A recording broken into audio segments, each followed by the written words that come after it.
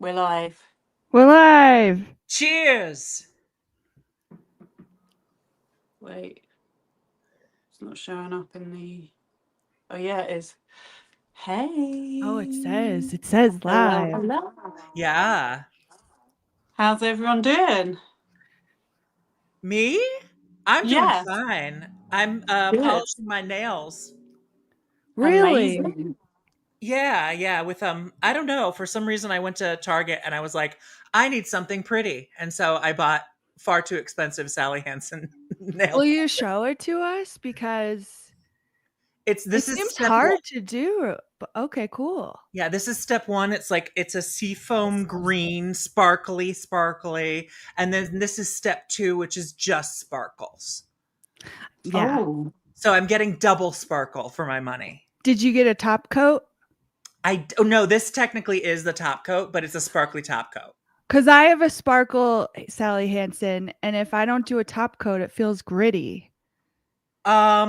This I don't know. This one feels okay. I know we have to talk about beauty things. So I that was thought, aren't we on a actually. makeup podcast? Wait, I aren't we? was gonna say that was. Oh, let me go get my blushes. That was actually my. Well, That was actually my old job. exactly. Oh, So really? Sophie can help. The secret's Great. out. Can you give Yeah. me a makeover through the screen? Not makeup. I was actually a nail artist. Yeah. Okay. Oh, cool. Yeah. So Are you that's still what. doing that or no? No. No. Completely out of the game. Um, but that's when I talk about working with celebrities and everything. That's what I was doing. Their nails. Yeah. So Sally Hansen was actually the first contract that I had. Oh, Oh. really? Yeah. Yeah. Yeah, baby. Is there anything we need to know about the original Sally Hansen? Like, you know how Coco Chanel was a Nazi? I did not know that. She was. Yeah, well, actually, I actually was an ambassador for Chanel as well, and I was obsessed with Chanel. And then when I found that all out, it was a bit like, oh, because I did not know. I did not Oh, know. yeah. I mean, So it's pretty. People still buy Chanel. It's like everybody knows. She was like a Nazi sympathizer. Oh, well, that's not as yes, bad. I know, no, it's fine. She no just biggie. sympathized with No, them. I mean, yeah, it's difficult to know when your source is YouTube videos, but not gonna Yeah, lie, that was pretty much where my source of that information has come from. But yeah, apparently she's not the best person. Like, basically, people are connected to the Nazi party pretty much supported her brand during the yeah. Didn't wait, wasn't there another designer? Like, I don't know, was it Hugo Boss or somebody who actually designed the SS uniforms or something? yeah. Yeah, I remember that too. I You mean, don't, there's no honestly, cancel. You don't get canceled. You've never gotten this is canceled. the You will never problem. get Like canceled. whenever I look up a really old brand, you tend to find that if they go back to that time, there's always some very unethical connections lurking in the background, Yeah, unfortunately. kind of like Um, today. yes, exactly. I mean, we didn't have the internet during the war, so Yeah. a lot of covering up was done. I mean, I don't know. I know we're going to get this conversation is vaguely going to center around yet again Justin Maldoni. But I did make a video connecting him to Playboy. Ooh. So Oh, interesting. yeah, it's not been very popular, which is a bit annoying because I thought it was an interesting comparison. Like I was comparing how historically Hugh Hefner aligned himself with feminism, believe it or not.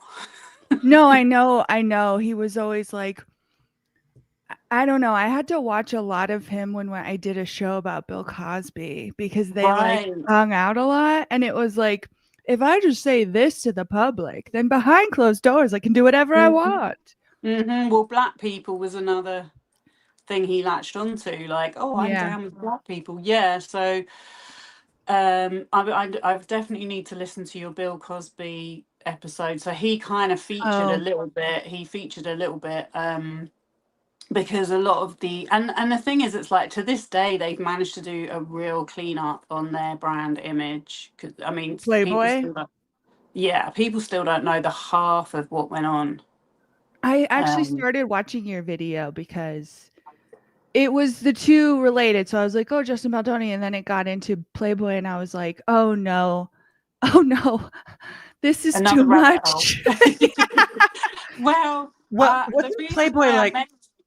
the Oh, reason why I mention it is because also Hefner's background of, you know, his reason for starting publishing the magazine in the first place was that he came from this repressed family that Yeah. were too strict and too religious, and everyone should just be having sex, and that was his excuse basically. And he waited to get married to have sex, and then that wife cheated on him. And he was like, well, Right. fuck it. I guess I'll just Yes. fuck. yeah, yeah. So I felt like there was parallels with Baldoni's kind of behavior from what we've heard, in that, you know, blaming his parents. It's just a bit weak. Do you know what I mean? It's like, because none of us, well, for my own part, none of us have perfect upbringings. Like, you know, as you become an adult, you can start moving away from that and realizing where things had gone wrong. That's just my take on it. But yeah, so started looking into Playboy and looking up Hefner's history, which there is so much content online. It's amazing. Like, because I love watching the actual footage of them speaking themselves, because that way, you know, they literally tell on themselves. Mm, Do you know what I'm very saying? true. Like, Yeah, no, straight from the absolutely. horse's mouth. They Yeah. So think they're he being clever and like pushing back against the haters, but yeah, absolutely. They're just always telling on themselves. There was this amazing conversation that happened on a talk show. I guess it was in the 60s or 70s, with what they called radical feminists. And they were like pushing back on him hard, saying, you know, you say it's not using women, but because he was all about, oh yeah, we're just talking about, this is giving women rights, this is giving women equal access to jobs, and da da da. And she, the radical feminist, was like, so I want to see you dressed up in a bunny suit and then tell me about About your Yeah. rights. Yeah. Well, also respecting equal access to jobs where you're objectified. How about equal access to jobs where you get to like 100. use your God-given talents and brains? Why not? Hmm. Yeah. And so then you have the actual women that worked for him coming out, and I mean, so many assault incidents going on left, right, and centre, but very much similar to what we are seeing in the modern day, where it's like, well, you know, you can't say anything. If you want to keep your job, you better shut up and put up. Do you know what I mean? Yeah. So that's how it was. But yeah, no. So interestingly, I fell down a bit of a rabbit hole, and there were connections to what he studied at university, which was like some guy who was apparently coming out of the Nazi party, that was like a scientist that did all these experiments into sexual,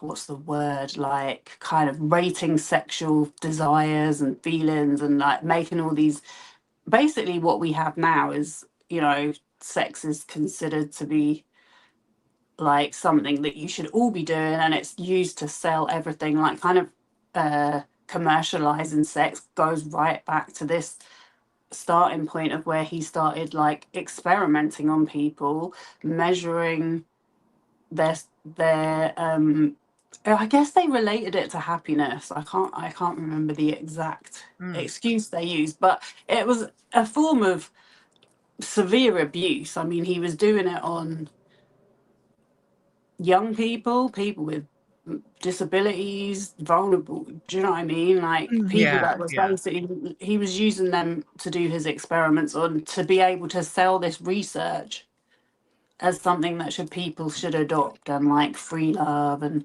blah blah blah, and like He's like, disabled people are horny too. Yeah, and yeah. children and babies Uh-huh. even. I mean, it's just Oh, absolutely God. vile. It's really, really Yeah. a vile subject to go down. But I came across it and I'm like, yeah, so there was a woman that came out and said all this about Hefner, said that was what he wanted to advocate for with his magazines.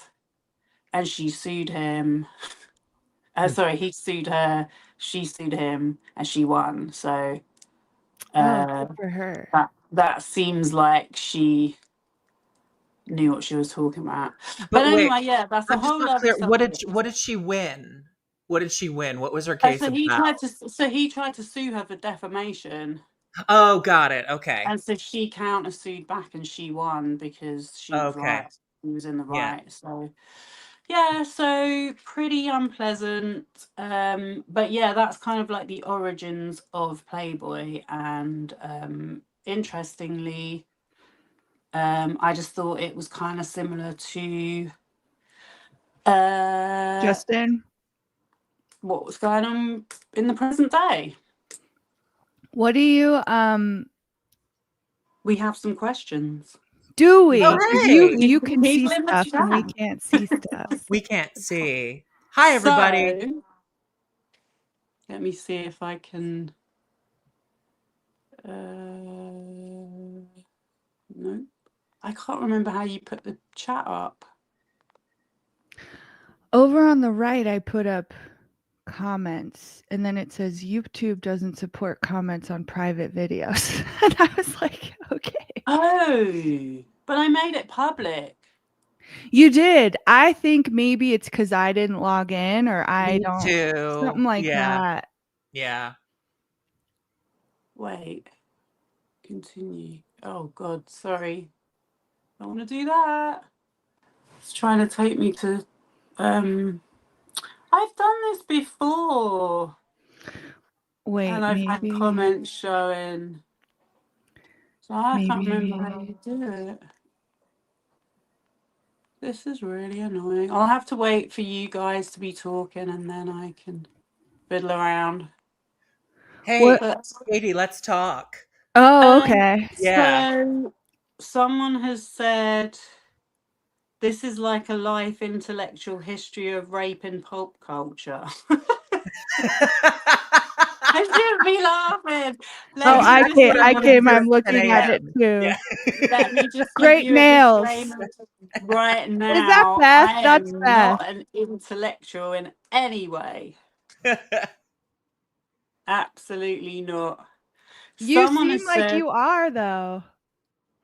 no, I don't even know what I know what I'm talking about, but sometimes my words don't come out how I want them to. Do you know what I mean? Like, I Yeah. don't write scripts or anything like that. Like, when I watch other people, they're so articulate compared to me. I was like, oh, I wish I could be like that.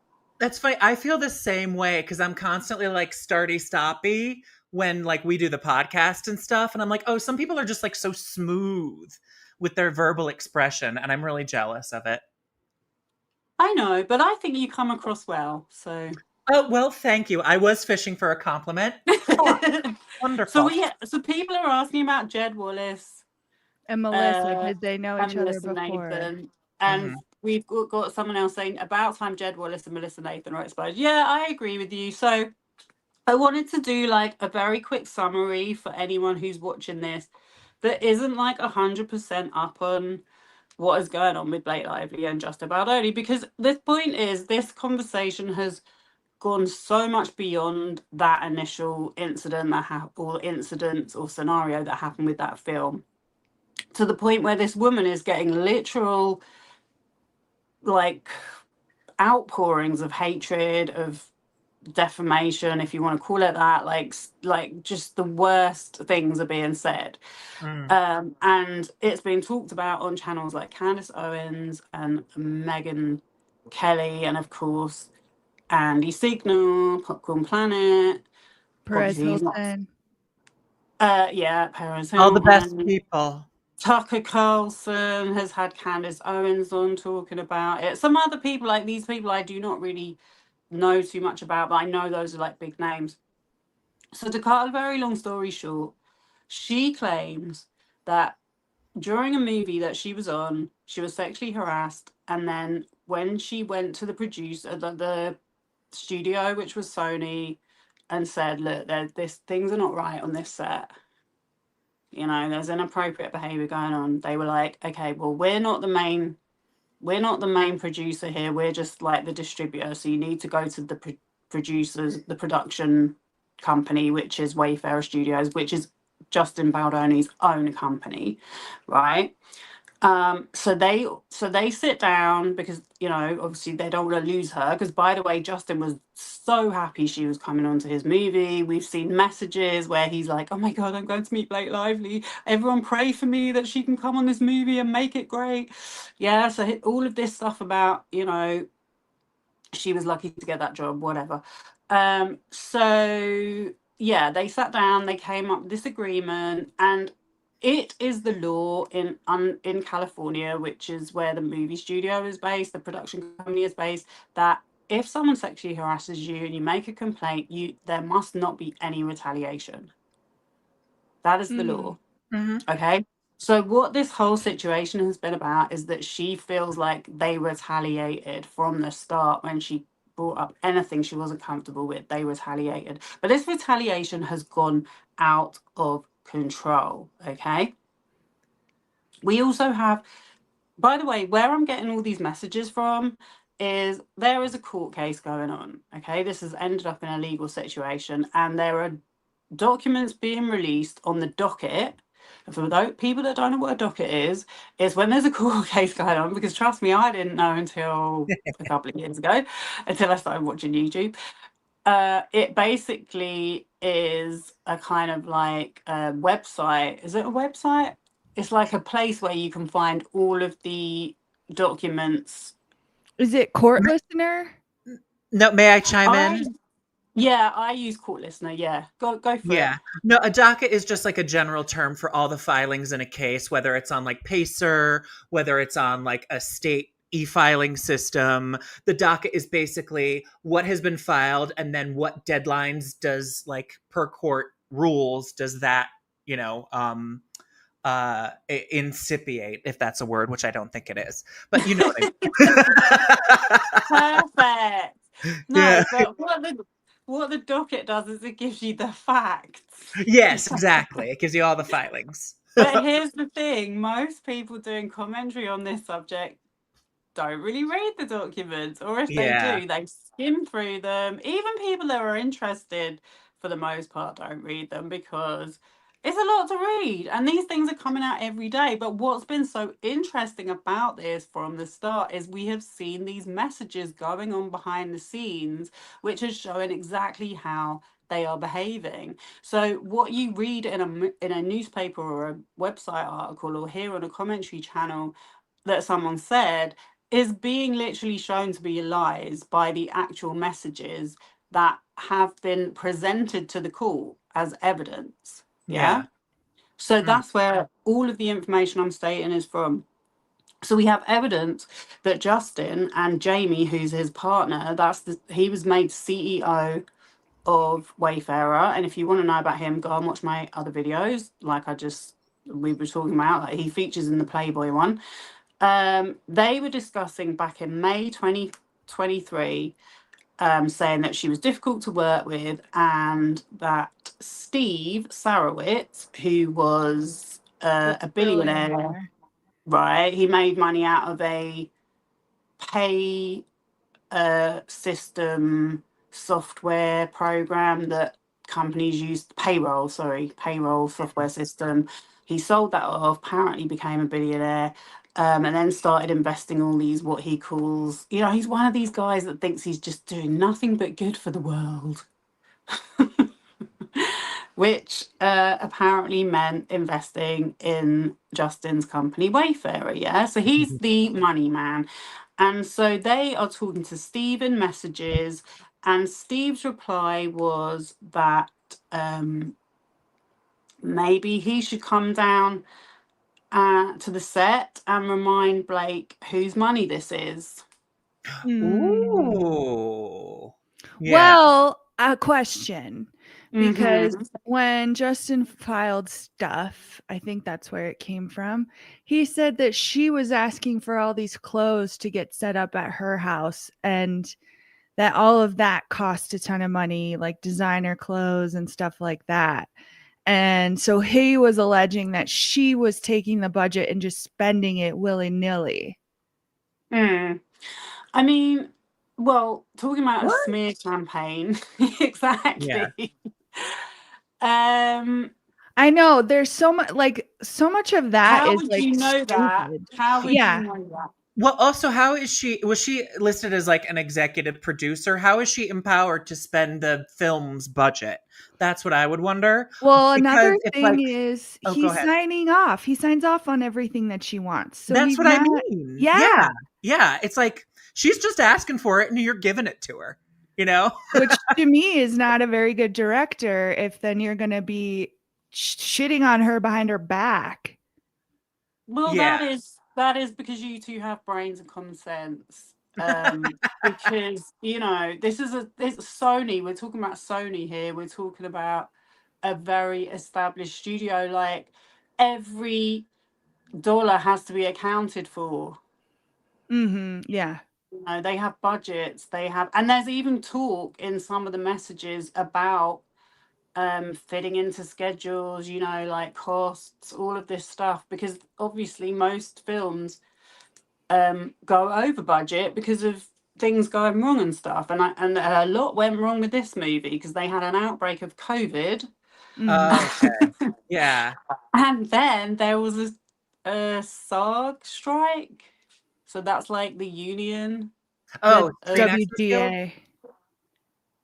So they had to shut down production. So Okay. obviously, Or you know, sorry, SAG, the actors. yeah, Yeah. Yeah. yeah. So yeah, I mean, these kind of things that have been thrown out to us, the public, that she was overspending and this, that, and the other. I mean, I have read somewhere in the official documentation that it was agreed she was a producer, she was signed on as a producer, and they wanted her input on how she should look, on the aesthetic, Yeah. Yeah. So it makes perfect sense that she would be having a say about what she was going to wear. Well, also, I feel like this is de rigueur for like a big star of a movie that's going to be a hot property, is that like you give them shit. They talk about it all the time. It's like it's part of the perks. It's like, yeah, you get like you can keep the clothes basically. This is my understanding. It's like, I it's just mean, not normal. only that, but like all of the fashion labels, they're going to want their clothes to be featured in the film. So they're going to send stuff over. Do you know what I mean? Like there's so much that goes on behind the scenes in this business. Mhm. In terms Yeah. of deals and placements, and everything is a placement and a deal. Like I remember Yeah. when it was like considered to be quite outrageous that films were promoting brands, but now it's like, is there a scene that isn't promoting something? Do you know what I mean? So, No, I remember back in the 90s, it was like there's a Coca-Cola can in the background, and that's like not mhm, art or something like mhm. You see yeah. how far what do you want to call it, ethical barometer has moved along, like, Oh because yeah. I still remember when people talked about selling out, and it's like we are Yeah. so far from that. But anyway, so yeah, that was an example of how her character has been smeared since the release of this film by spreading all these silly stories around that if you literally checked into the facts, you would find out they couldn't possibly be true. So yeah, that was an example of them bitching about her. Then we have, so I know everyone wants to hear about this smear campaign and how it was orchestrated, because what the thing that occurs to me as well is like, there were complaints. She complained about sexual harassment. There were other what they call HR complaints on the set from crew members. Yeah. Oh, wow. Yeah, there was one thing about a guy saying that he felt like he was overlooked for a job because he was too old. And then there was another pretty exposing message from Jamie in that same message that I just read out. And going back, remember, this is May 2023, where he's saying to Justin, I talked to Steve last night also. So Steve is their investor. I didn't share about the comments the ladies had feelings about. Do you want me to present these texts so everyone can see? Oh my God, yeah. I meant to ask you, would you be able to do that? Yeah, do you want to put the link in the comments? That would be Sure. sick. That would be professional. Can I ask one question that's been on my mind, I've though? been talking and you could have shared a screen. Oh my God. I just realized you were reading. I was like, oh, she knows all of this. She knows all of this. A lot of people can't believe I run my whole channel from a mobile phone. No, I can't believe it. I was just trying to edit something on my phone yesterday and I was like, you can do this. Sophie does this for everything. You can do it. Was like so hard. I know, but I am a bit weird like that. I mean, I don't know. I don't expect everybody to, but it's just for me, I just refuse to get a laptop just for this. So yeah, maybe I barely use my laptop ever, except for this. Yeah. There you go. What about YouTube? Do you watch on your phone? Yeah. Oh yeah, totally. So I'm almost like pure phone. I have a TV that I watch YouTube on. Yeah. Mm-hmm. So there's really, that I too. got so like I'll see stuff come up on the TV, and then I have to go to another device to actually subscribe. Right. And then join in conversations and stuff. Do you know what I mean? But majority of, I feel like you get a much better algorithm when you just watch stuff and you're not logged in. And by the way, YouTube really wants you to log in now. When you turn on the TV, this huge box comes up saying sign in. I've always signed in. I've just always been like, oh, I have to. Yeah. Oh, I'm a not signing in person. Interesting. But yeah, so we have that comment. Are you going to be able to share the message, or did you send it? Oh, sorry. I thought you already had it. How can I send it on email, or Yeah, that'll work. would you be able to retrieve it from the email, or is that asking too much? Oh no, I can do that. I have like 100 windows open. Or I can just send it to you again.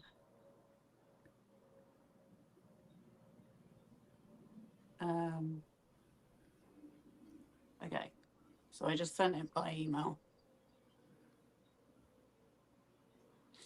So yeah, I mean, the point is, this is evidence that there was trouble afoot. There was trouble going on they only started shooting it in May of 2023. Yeah, they start shooting in May, and already in May they're sending text messages like, she's difficult to work with, have you spoken to Steve yet? Well, the comments the ladies were upset with, it's like, what decade are we in? Do you know what I mean? Yeah. Well, it's like they're a boys club or something. But it's funny how we see it like this, but yet his supporters do not seem to acknowledge this, what seems obvious to us. You know, they are literally, they're people, I see people on Reddit and stuff like that, all caps, even actually not even Reddit. Like yesterday I watched a YouTube video and it was quite funny. It was like sort of critiquing Andy Signal's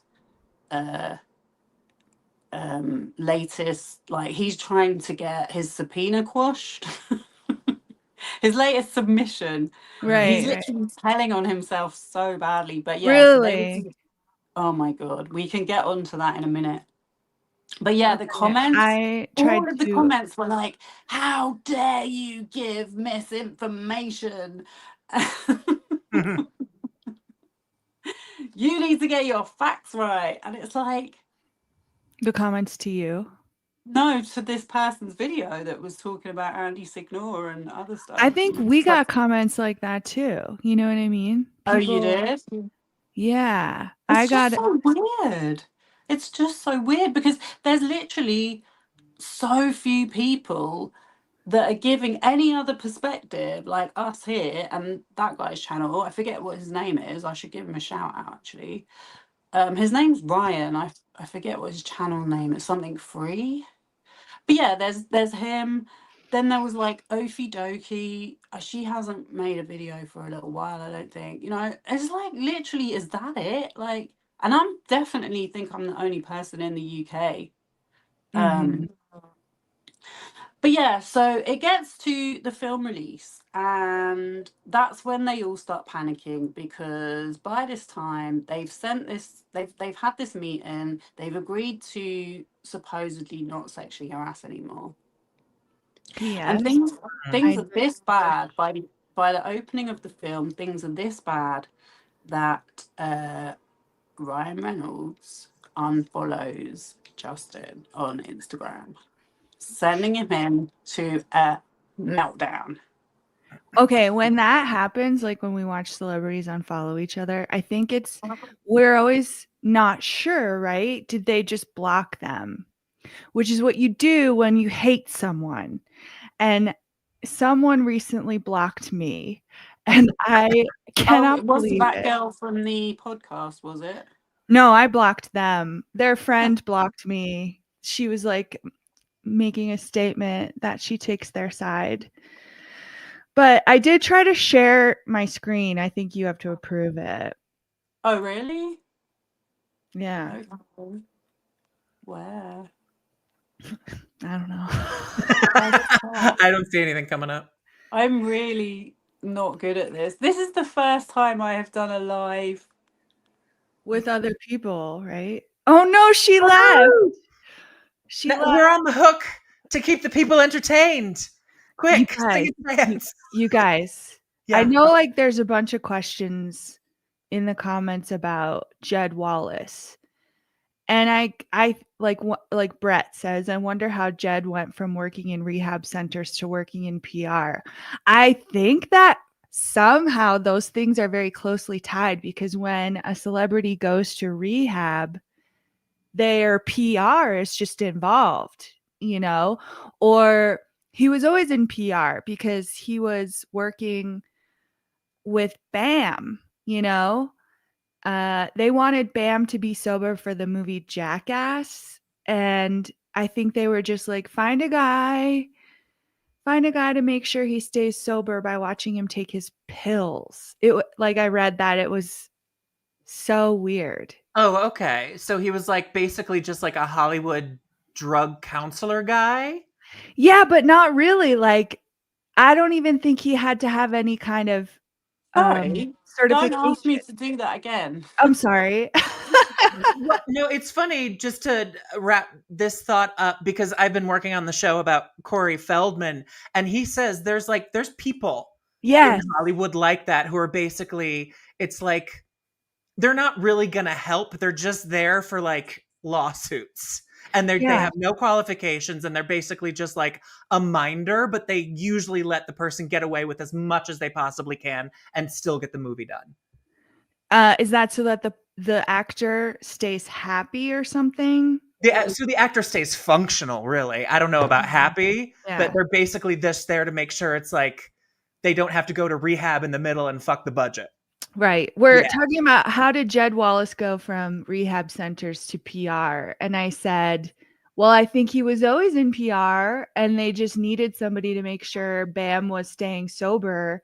He didn't even have to go show up to where Bam was. I mean, maybe he did, but I think he moved to Texas at some point. And it was like, well, every day we're going to get on Zoom and I'm going to make sure that you take your psychiatric meds. Uh-huh. I think he was doing FaceTime calls because it was during the beginning of COVID. So yeah. But I do think he was living in California then. Okay. And Bam would have to submit like P tests and stuff. Right. Well, I have looked closely into the lawsuit documents and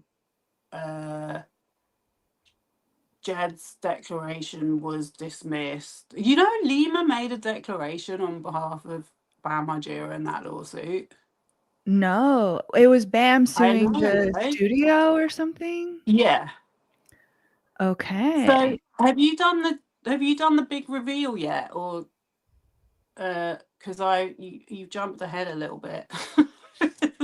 No, I the don't big know. reveal, the big reveal for this Jed Wallace situation is that Brian Friedman, Oh, who's Justin's lawyer, Mm. and all of these people, all the Wayfarer parties, is Dick House's, which is a jackass production they company. call themselves Dick House. Dick I House? know, right?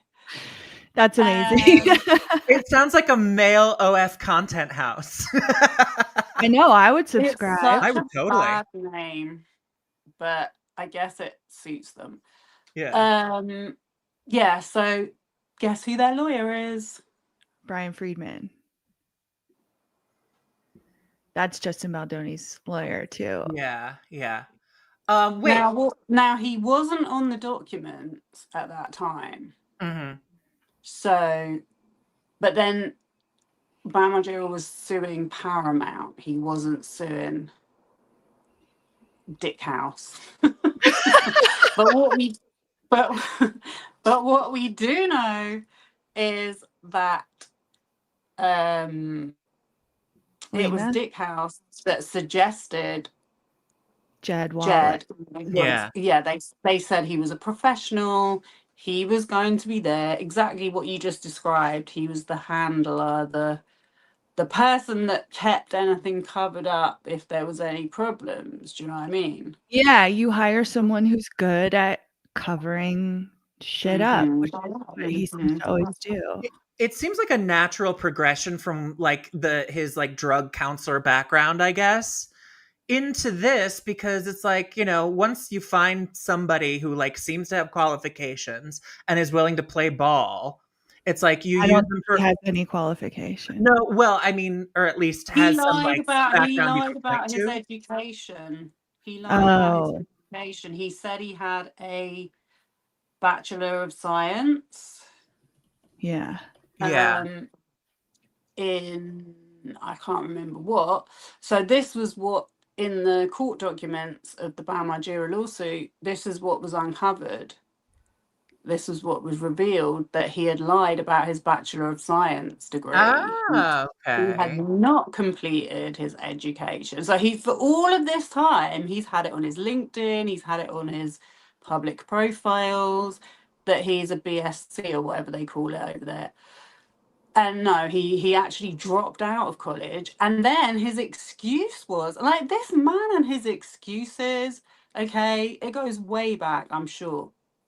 But his excuse was that he had to move to a different college and he completed the coursework there and he thought that was fine. He still passed his degree because he still did the coursework.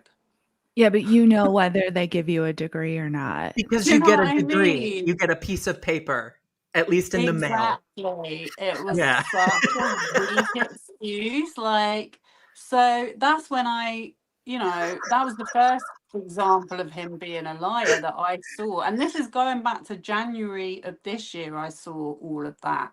And there's a video that someone made at the time. So what was going on?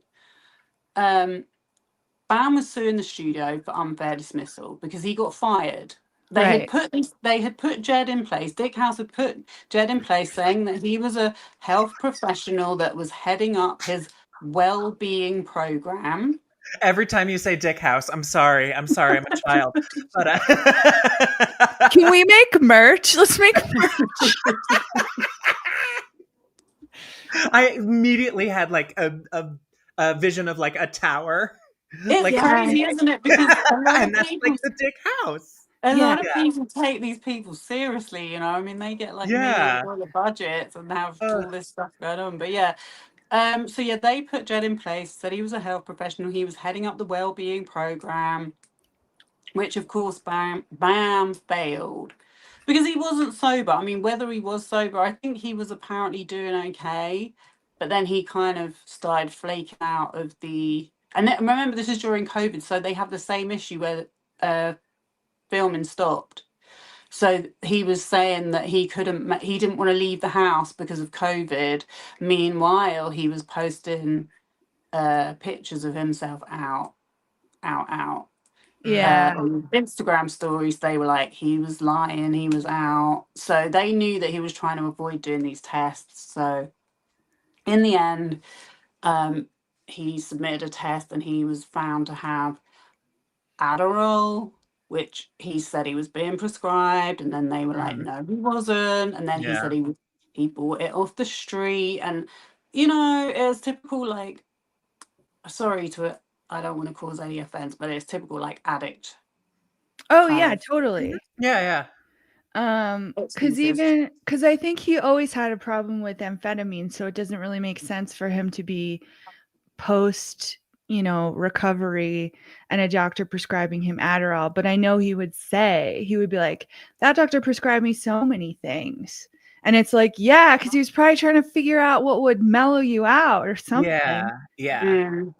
Anyway, let's not get too sidetracked into it. I mean, we did actually, one thing I will say complimentary about BJ is she did do an interview with someone who kind of hung around him. Mm-hmm. I forget what his name was. Vinny Beadle. Vinny Beadle was trying to. Vinny Beadle. I'm sorry. I gotta stop for a second. It sounds like a gangster from like an old movie that's a parody of gangsters. Vinny I think Beadle. that's his real name, but yeah. So Vinny Beadle was like on the comedy circuit, and he was trying to launch Bam Margera's career as a comedian, and so he can vouch for the fact of what drugs he was taking. Now, I'll just say that because we're not going to go down that. We're not going to go down that road. So yeah, have I explained everything to do all the important points about Bam Margera and Jed Wallace connection and Brian Friedman? We've brought Lima into it as well, but let's keep her to the side for today. But there's another. So Bam suit. He's like, he's going on Instagram ranting. And that was another thing. They were like, how are we going to keep him like from doing all these rants and acting off key and spilling our secrets out because he can't keep off social media? That was another reason why I think Jed was there. So yeah, once he gets fired, he goes on all these rants and he's like, I'm gonna kill those guys. They're not making that movie without me. I've given them my ideas and they can't use it. That film can't come out. So he sues them for unfair dismissal, saying that he has like disabilities and all these addiction problems. Yeah. So then it gets. So this is in 2020, late 2020. So by 2021, he really is suing them, and then you can. I looked at the docket. But it's a lot of it is I can't get access to because it's like you've got to pay subscription to get the documents open. But some of it you can see, yeah. But yeah, so what I noticed was the suit was dismissed in 2022. They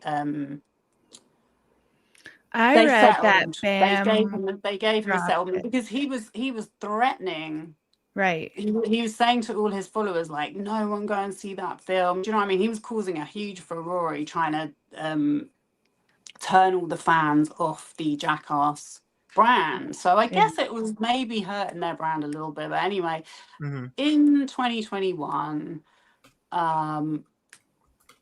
Paramount kind of decides to hit back and say, his claims are unfounded. So there was some publicity going on in August of 21 where they were like obviously thinking, right, we're going to have to do something about this. So guess what? I noticed that subreddit Let's Talk Bam. Guess when it started? Around that time. Yeah. August 2021. So Jed Wallace. So I just sent you another email, which is another message that we've seen sent on the 7th of August, 2024. And this is from Katie Case to Jamie Heath, Jennifer Abel, which is Justin's PR, Melissa Nathan. So Melissa Nathan was brought in, as you're going to see from this message, to do crisis PR. Because, yeah, before I locked myself out of my own live, I did try to share it again. You can't share it. No, I'm trying, but I think you have to approve it, but then you might leave again, and then Nathan and I will. I just don't get why I can't see the comments, because they've put some stupid beta thing. And like before, when I've done these, I can see the comments on the right, and this time I can't see them. And then I'm scared to press it, because if I press on that beta thing, it takes me out of the studio. So I'm like, what? It's a beater? Yeah, like it's a new function where it says comments on. Where it said before that was part of that was all part of the service. But I don't know if they've taken our rights away. You don't think that me and Katie might have to like sign up and log in for everything to work? For the comments to be displayed and And to be able to share even. Maybe that's what you have to do, yeah. Yeah. Although I should be able to make you an admin or something. We should have probably sorted this out before we went live, but whatever. All right, it's fine. Look, we can post links so people can see them for themselves. But this message I think is really interesting, because it says, okay, so remember, by this time, Justin's having his little freak out. He's sent another message on the 2nd of August to his PR. So he wasn't happy. He didn't think his PR that he was contracted to were going to do a good enough job, keep, maintaining his image. Because up until this point, he's got this like flawless image of being this like male feminist that supports women's rights, that gives women, wants everyone to listen to women. Mm-hmm. Meanwhile, the star of his movie doesn't want to do promo with him at the premiere. And her husband, who he's totally looks up to, has unfollowed or possibly blocked him on Instagram. So he's having a bit of a freak out. So yeah, he's thinking, right, we're going to have to get some heavy dogs in. So Melissa Nathan enters the chat. So she sends this message, and it's like, hey all, hope everyone is doing well. Following up on the social digital conversation this morning. So actually, this isn't from her. This is from Katie Case, who is like works for the same company. It's called Tag PR. Yeah. Following up on the social digital conversation this morning, specifics re social and digital mitigation and remediation. The team will focus on the social and digital elements, boosting SEO efforts, and updating with new content to enforce, interesting choice of words, SEO efforts, monitoring and directly influencing forums that are working against Justin and Wayfarer to adjust the narrative in real time and collate assets and background to work in conjunction with Jen and her team, as well as Tag PR. So wait, can you explain to me something first? Because I don't get it. With the SEO thing, where they're saying it's like targeting forums that are like not nice to Justin Baldoni, that just has the result of suppressing those results, right? Yes, I Okay, mean, I just wanted to make sure. that's why I said it's an interesting choice of words to say boosting where was it? Enforcing. So I'm like, that Yeah. sound, and once we get onto it, you're gonna see, like, I just feel like the whole campaign has been so over the top, considering what we are talking about kicked off this crisis. Do you know what I mean? Yeah. Yeah. The level of effort and force that they have employed is quite, I find it quite incredible. Do you know what I Yeah. mean?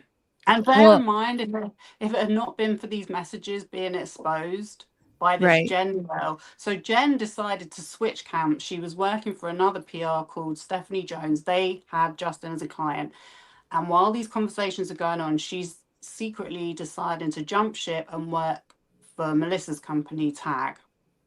Okay. Yeah. So one of the points in this email that I highlighted said, work to remove links that are harmful to Wayfarer Studios, Justin, and the narrative alongside the appropriate teams. Wow.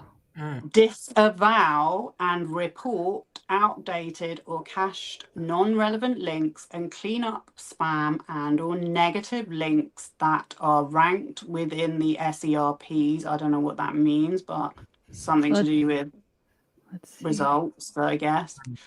Cache is like part of being on the internet. Do you know what I mean? When they say like clear the cache. Yeah. Yeah. Properly and strategically monitor damaging Reddit / subreddits, X, Discord, Hmm. etc., including threads related to concerning opposition, and manage the narrative. This can be done with legacy admin for each platform. So they know people. This is what I'm saying. Like, this is their own email.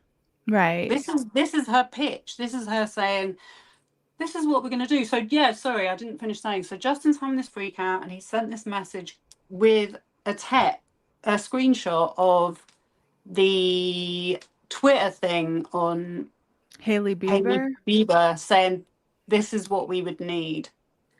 So there was a Twitter takedown of Hailey Bieber, and he was like, saying she was a that's bully. what we should do. Yeah. Yeah. And so they've received that. That was on the 5th. This email is being sent on the 7th, right? Meanwhile, there's another message that Melissa has said to her team, like, get me all the background info you can on Justin. Anything from his past, you know, family, any, what do they call it when people are like, they've got a little bit of dodgy stuff going on in the past. Skeletons in his closet. Yeah. Controversies. No, they have it on Wikipedia, don't they? They have a little section for like Yeah, they have it. Yeah. controversies. Do you know what I mean? So she'd already done her little homework. Yeah, so this can be done with legacy admin. So what that means to me is legacy admin.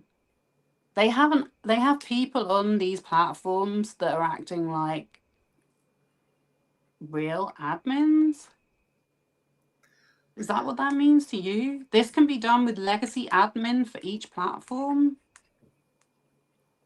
I think they know the people that monitor, like, that work at the company. That's what I was thinking too. It's like, yeah, they have people inside Reddit and Discord company, and like they can make decisions about what gets promoted and what doesn't, and like urge people to like, you know, delete or suppress posts. Well, it says like taking down full Reddit and social accounts, which is crazy. Maybe they're hackers. Hackers be like, I'm in. Yeah. That's really interesting that you should say that, because what just came out a few days ago was another file in Blake Lively's team against another company, which is an intelligence company. Oh. Oh. source. CIA. Well, isn't it funny? Because I've been accused of being in the CIA for making a video about her.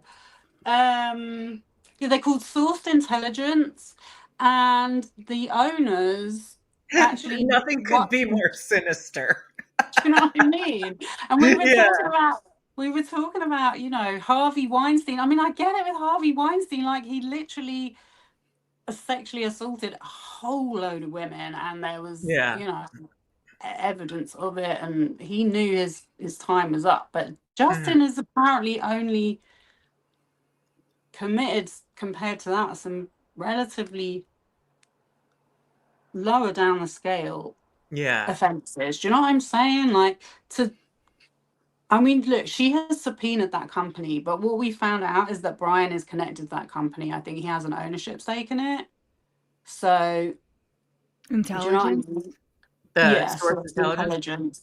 Yeah. Source I mean, intelligence. honestly, But uh, yeah, uh, so the owner, she was in the IDF for 40 years. And Wow. so everyone that works there is ex-military, and this is exactly what they do. I personally watched some of their webinars. They are not even hiding this. This is all on their LinkedIn. I mean, hopefully they won't take it down now. I've said that, but they had a YouTube video. There was a YouTube video of them doing an interview, literally saying what they do, and that's what they do. They erase digital footprints. Wow. yeah. I mean, this isn't. Did you ever see the movie Michael Clayton? No. Oh, well, it's basically about like, and this is true because I know some people who work in this capacity for law firms, but there are lawyers who do like work for a department, which is like special litigation or special services, where it's like basically they're always available for the high profile clients in order to like fix a problem. Your son like got into a hit and run car accident and killed two people and you're a billionaire. It's like they're the people who keep it under wraps. So this isn't like this sort of function, I guess you could say, isn't unknown among the wealthy. It seems to be now there's like companies cropping up that will do it specifically for like internet damage. It doesn't seem like Lori Loughlin had that for the college admission scandal. She Yeah, I don't wasn't think rich enough. She's I not don't, rich enough. she's not rich enough, and I don't think she's very bright. But there we go. Well, I I don't. agree. I think they're trying to roll this out now as a kind of standard thing. I mean, some of the Yeah. messages from Melissa Nathan, she's like, "Oh, everyone does this nowadays." It's like, what the f? Like, Yeah. no, Yeah. they don't. No, they don't. And it's funny you said about the covering up thing, because I think that's exactly what Jed Wallace has been involved in as well. Like, he has a very secretive and shady past, and he's fighting so hard to not have his past clients revealed. And yeah, I just find it really interesting that they have these connections to these companies, and yet it's so difficult to find anything about them online. I'm talking about Melissa and Nathan, Melissa and Mhm. Jed, sorry, like, as if they've had all of their stuff. Jed definitely has wiped himself Yeah. off the Yeah. internet, you know what I mean? So, Yeah. um, yeah, I mean, it's like, I get it when, I mean, you hear, well, it's putting American security at risk and that kind of thing, like at that level, like that was essentially what the CIA was designed for. But this is nothing to do with that. This is literally having one rule for people with money, Mhm. and Yeah. then like regular people like us that get spam phone calls every day. Yeah, exactly. Yeah. I'm And literally getting scammed every day now. Every day. it's, Yeah. Somebody yeah, opened up an Amazon business account in my name. How do you know?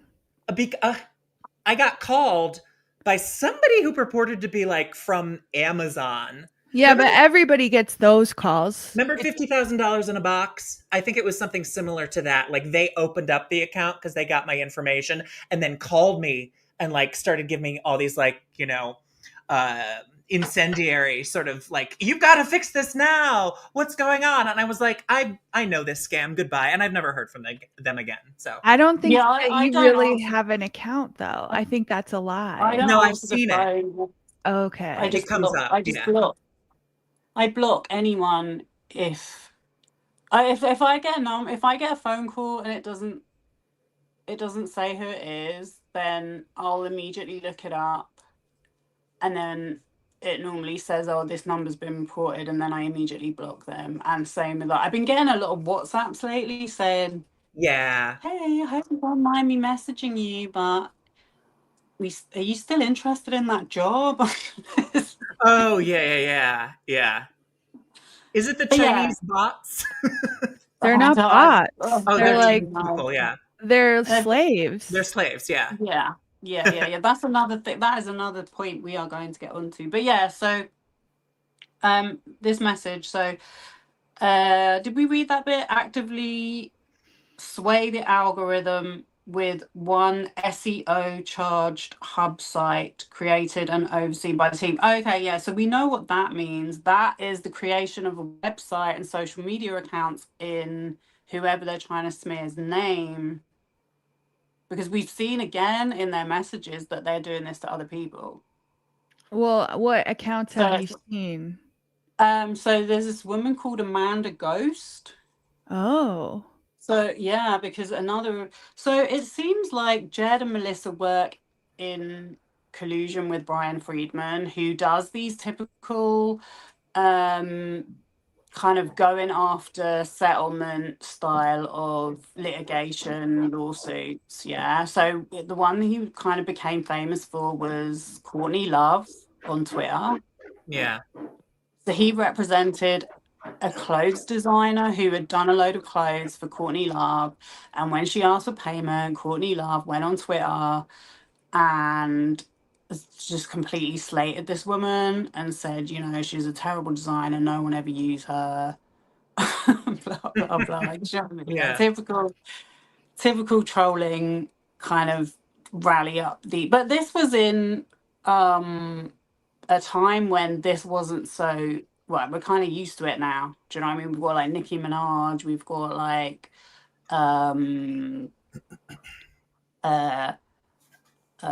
what's his name?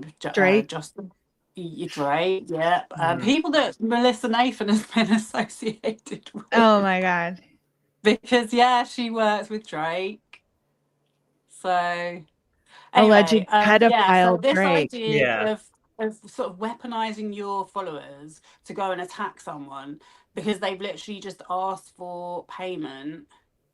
So Brian Friedman represented her to sue Courtney Love and ended up getting a settlement of a few $1 million. From Courtney.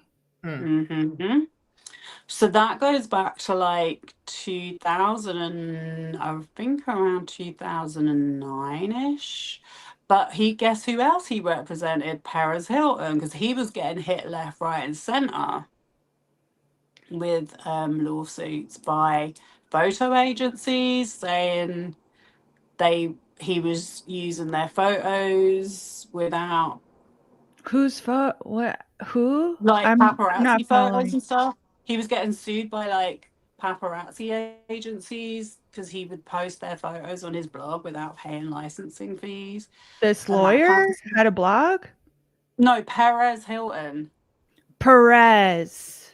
Sorry, yeah. Oh, Perez. Okay, now I get it. All right. I was like, Paris Hilton has a Did I blog? mess I don't something think so. out? Yeah, no, Perez. Yeah. Yeah, he should get in trouble for that. Like, dude, how many viewers do you have? You can pay for photos. Yeah. No, he should Well, be in jail for the rest of his life. Allegedly. I mean, it's interesting Brian's not representing him on this case. He's apparently using AI to to represent himself. But yeah, so Brian Friedman, this has been his style of litigation. So yeah, one of the other lawsuits that he's currently involved in, I think, is this actress called Rebel Wilson. Yeah. Yeah. So this is all in Melissa Nathan's messages. Is this about Rebel Wilson almost being outed? So she was on a movie Okay. that was I don't know anything about it. All I know is what I've seen in these messages. She was in a movie that was produced by Amanda Ghost and some other guy, and the investor of that studio is a guy called Len. I'm gonna get the name wrong. He's a Russian oligarch, right? And he's an oil baron, and he's owns pretty much all of Warner Brothers, right? So he's like as big as it gets. And so he's behind this studio. This Rebel Wilson, this is what I've read. She made an Instagram post or something saying that she'd been essayed on the set of this film. Oh. So they sued her for defamation. Uh, So Brian's now representing her against this studio. So this Amanda Ghost, and do you see how it's always the woman that is the scapegoat in all of these scenarios? Yeah. Yeah, except Brian Friedman usually works for the bad I'm guy. assuming Yeah. Amanda Ghost was not the perpetrator on that set. Right. Yeah, what they did was they made a website, amandaghost.com. They took all her social media profiles because she obviously didn't have any representation. So now if you look up Amanda Ghost, it says something about her being the 2020s version of Heidi Fleiss. Oh. oh, okay. Wait, I just looked up the Rebel Wilson thing. This is the Sacha Baron Cohen. Oh. Yeah, because I just looked up Rebel Wilson essay allegations. I remember this. She did come out with it, which he's denied, but it is for a filming of a 2016 movie. She accused Sacha Baron Cohen of inappropriate behavior. So that's still going on now? I'm Or maybe is it I don't another know. one? Yeah, it's like Anyway, yeah. either way, it shows a pattern of Brian Friedman's clients have this little crew behind him that do cleanup, that do digging up dirt on people that they can use against them, which just makes a whole mess of the whole. Like anyone that wants to look into it will not be able to find out any information other than what they put at the top of the SEO. Right. Yeah, Do you yeah. know what I Oh, and mean? just one thing, the reason it's still going on today, I think, is because it happened in a 2016 movie, but she didn't come out with the allegations until much later. Okay, Yeah, that because I makes remember sense. seeing articles within the last 2-3 years about this, and that's kind of when it first came up. So Right. anyway, yeah. Well, putting two and two together, there's a message where Melissa Nathan is saying, "Oh, I need to get one of these Rebel stories," or "Rebel needs one of these stories," because she's talking about these publications that they deal with, like Mail Online, Hollywood Reporter, hmm blah blah blah blah, and she's balancing all of these difficult clients. Like another couple of clients she has is we mentioned on our last conversation, the Logan Paul and Jake Paul, and then what's his name? Scooter Braun. We're not well, that's Mr. questionable. Beast. Mr. Beast. No, Mr. Beast is with her old company, Okay. Hilsig. No, he's Travis Scott. Travis Scott. Oh. Yeah. Yeah. Travis Yeah, Scott. he caused that terrible, terrible Astro World thing where people died. Yep, he did that. And Okay. then last year he was getting arrested all over the place for being intoxicated and causing, just being violent. Yeah. Just I mean, general mayhem. there was one incident in Paris. I don't know if that's the one they're talking about in these conversations that have just been revealed, but it was in December, so I'm not sure because the Paris incident happened in August.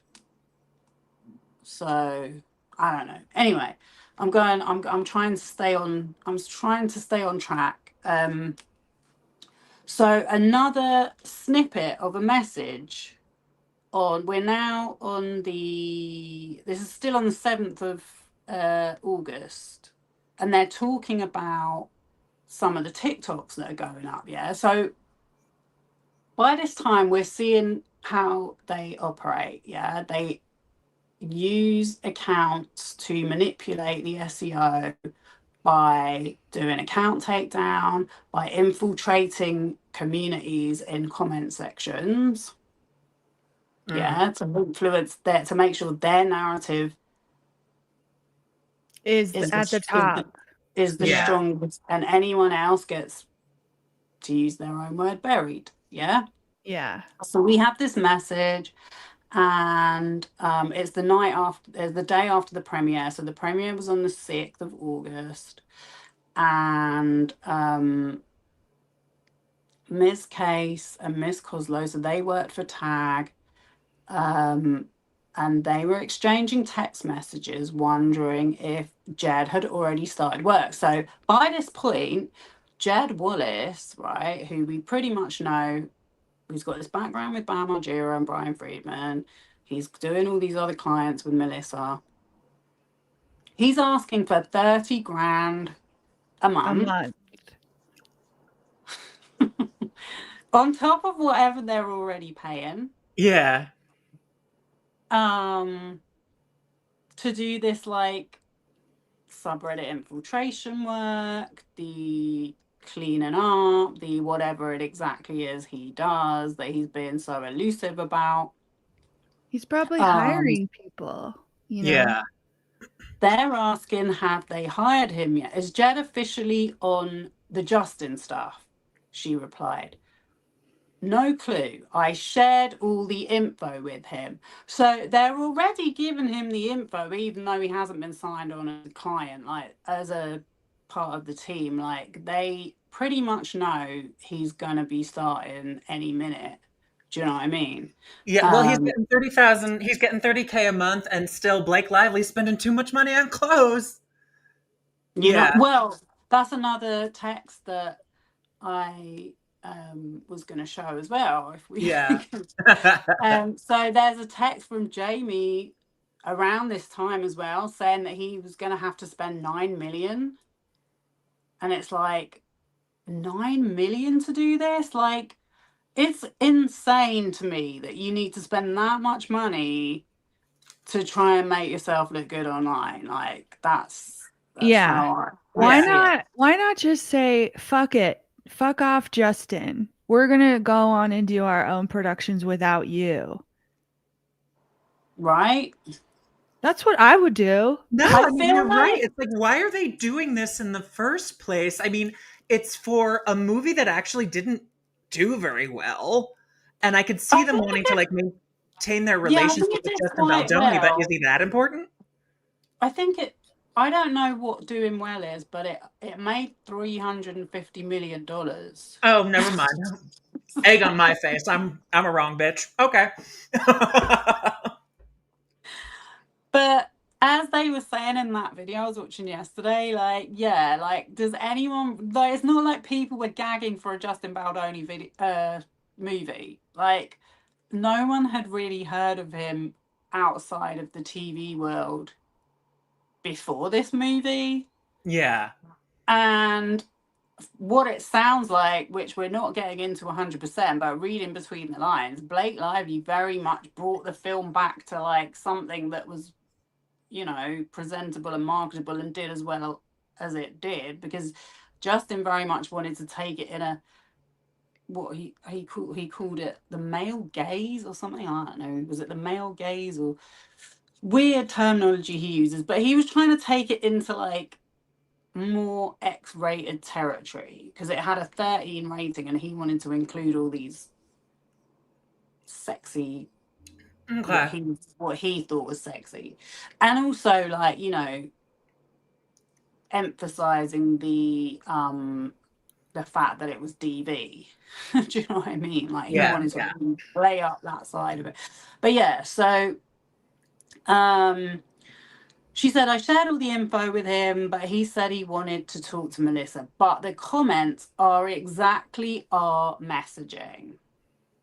So, do you know what I mean? Are we allowed to like make a logical conclusion here that when you see people on comments from accounts, by the way, because all of this you can still see if you go on TikTok. Yeah. If you click on a comment and this is around this time and it says something like, she chose the word florals, or you know what I mean? Like, because you asked me the other day, you're like, do you think she promoted it badly, or do you think that Yeah. was part of the smear? And it's like, well, how do these people, how did they know all these narratives that they were going to jump onto? Like, Ryan rewrote the script and crossed the scab line, and she wore florals, and she didn't take domestic violence seriously, because you can imagine one or two people commenting that, but not like the multitude that we saw. And yeah, like I said, if you click on the accounts, they're these weird like TikTok, they look like automated accounts to me. Like, they don't post any actual content, they just repost other viral videos. Mm-hmm. Do you know what I mean? Yeah. Yeah. So you don't really know if it's a real person or not behind it. And I think that's how they get around a lot of the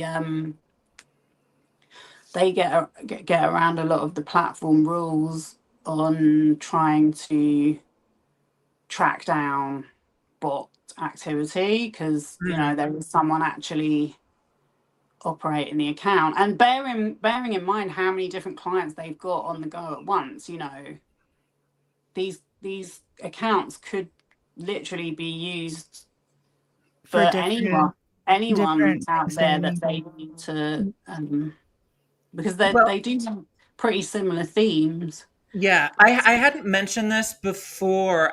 But I was thinking about it during our previous conversation, just going back to like what 2000 whatever 16 something after that, when Robert Mueller was doing the whole Russiagate thing. He did come out with a huge indictment against a Russian troll farm Mm-hmm. where it's actually people. Like, there are businesses that will have real people who do this all day long. So it's like, yeah, it doesn't have to be bots. It's like this Yeah, definitely exists. and that's the sad thing, because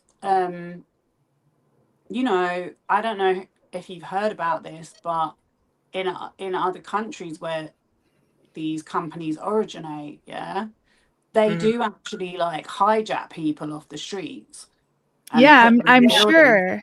That's the thing with the scam bait Reddit, where people Yeah. text you, "Oh, hi, is this Allison? We met the other day." And it's people that they are enslaving.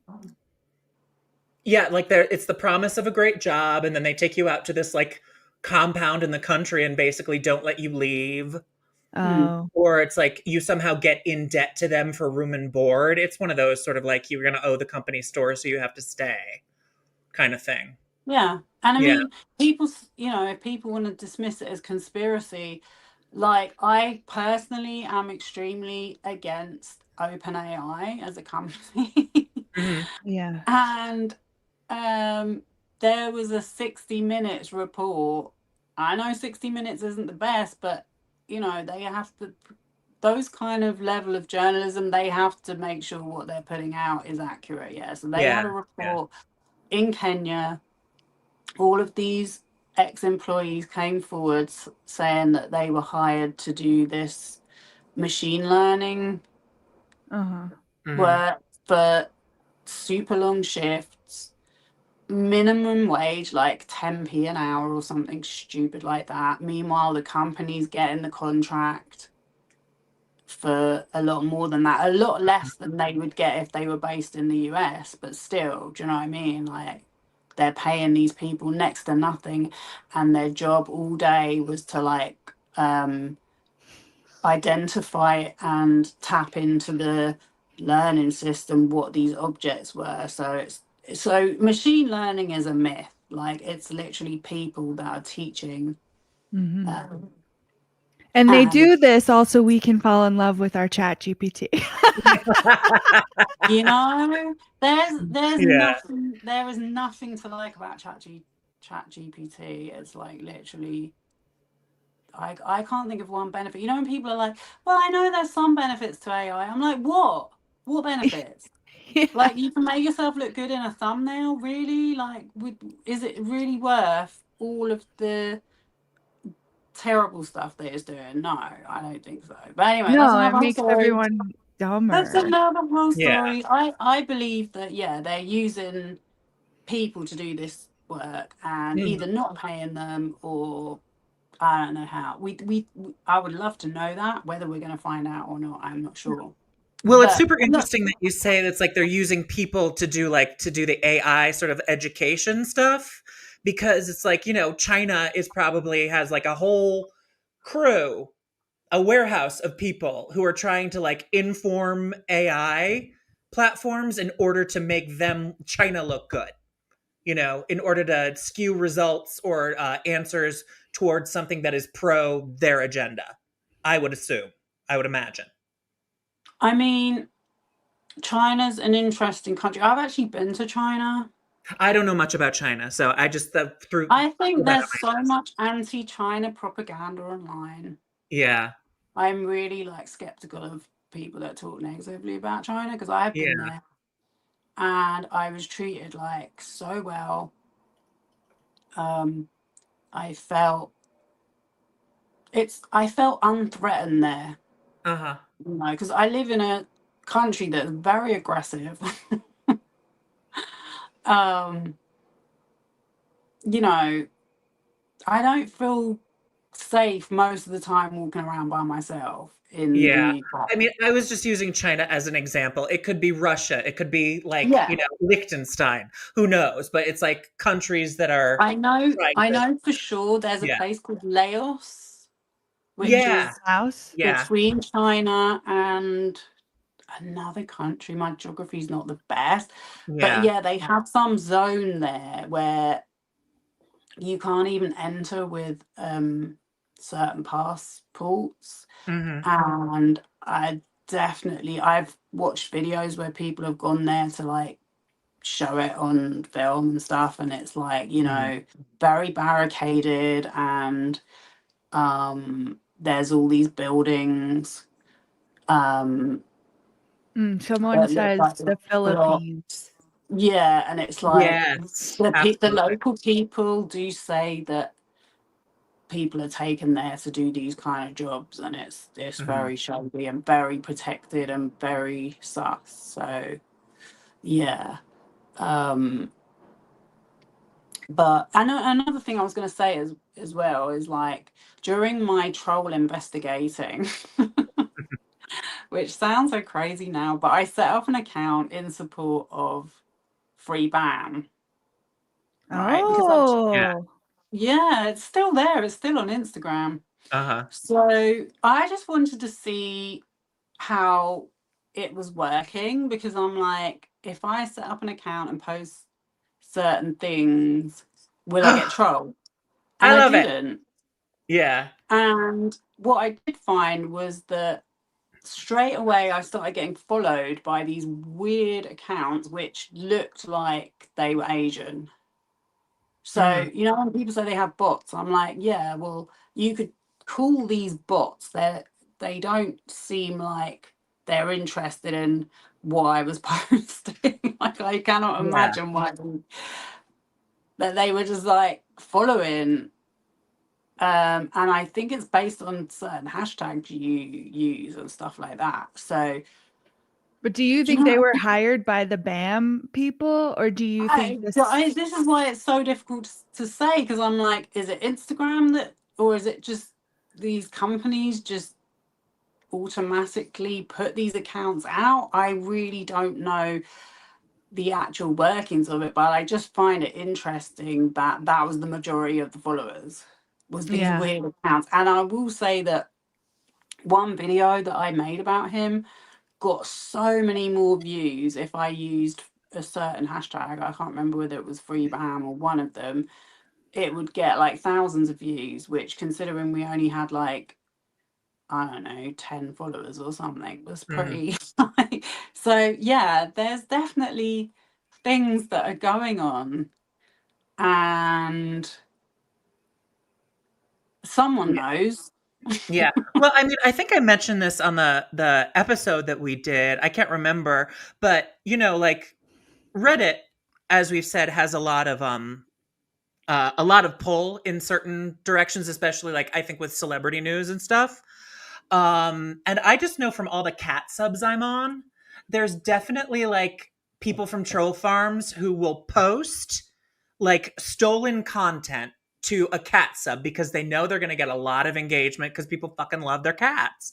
And so you'll see these posts come like multiple times a day where it's like, I'm feeling sad, post pictures of your cats, or like, Yeah.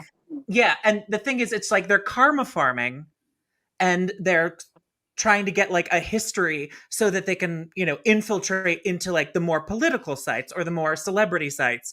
And so yeah, I mean, it's happening everywhere. So it might have been they were just using the site that you set up in order to like get their bona fides up so they could go somewhere else and Mm-hmm.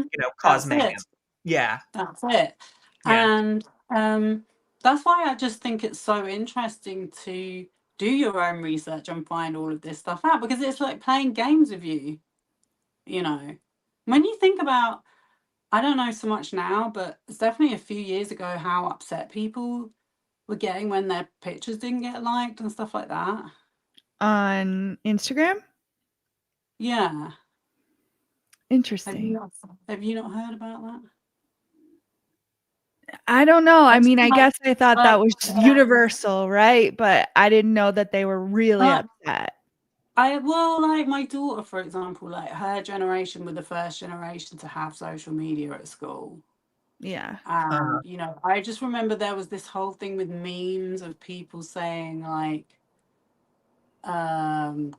was it like ghost followers and like people don't like your picture and and it's like giving people real anxiety and depression because they would put a picture up and then when no one liked it, they would think they were really ugly and stuff, So it's just like, I mean, I've certainly had it.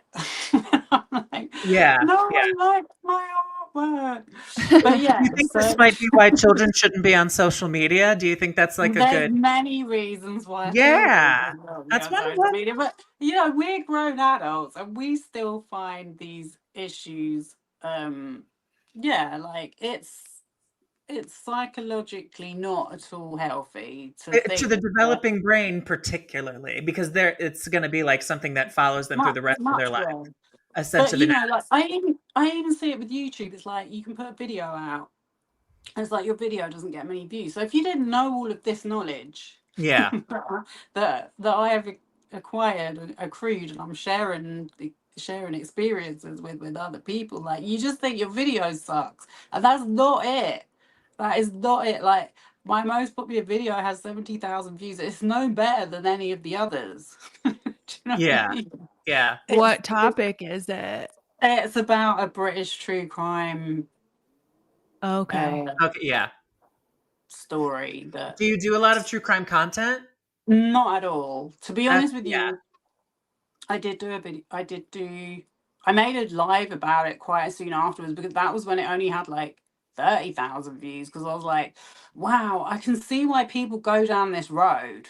yeah, yeah, Because, if you're going on YouTube and your goal is to get as many views as possible and you don't care who you hurt and you don't care how it damages you mentally or whatever, yeah, then obviously if a video on a topic does well for you, then it would make sense to make more videos about that.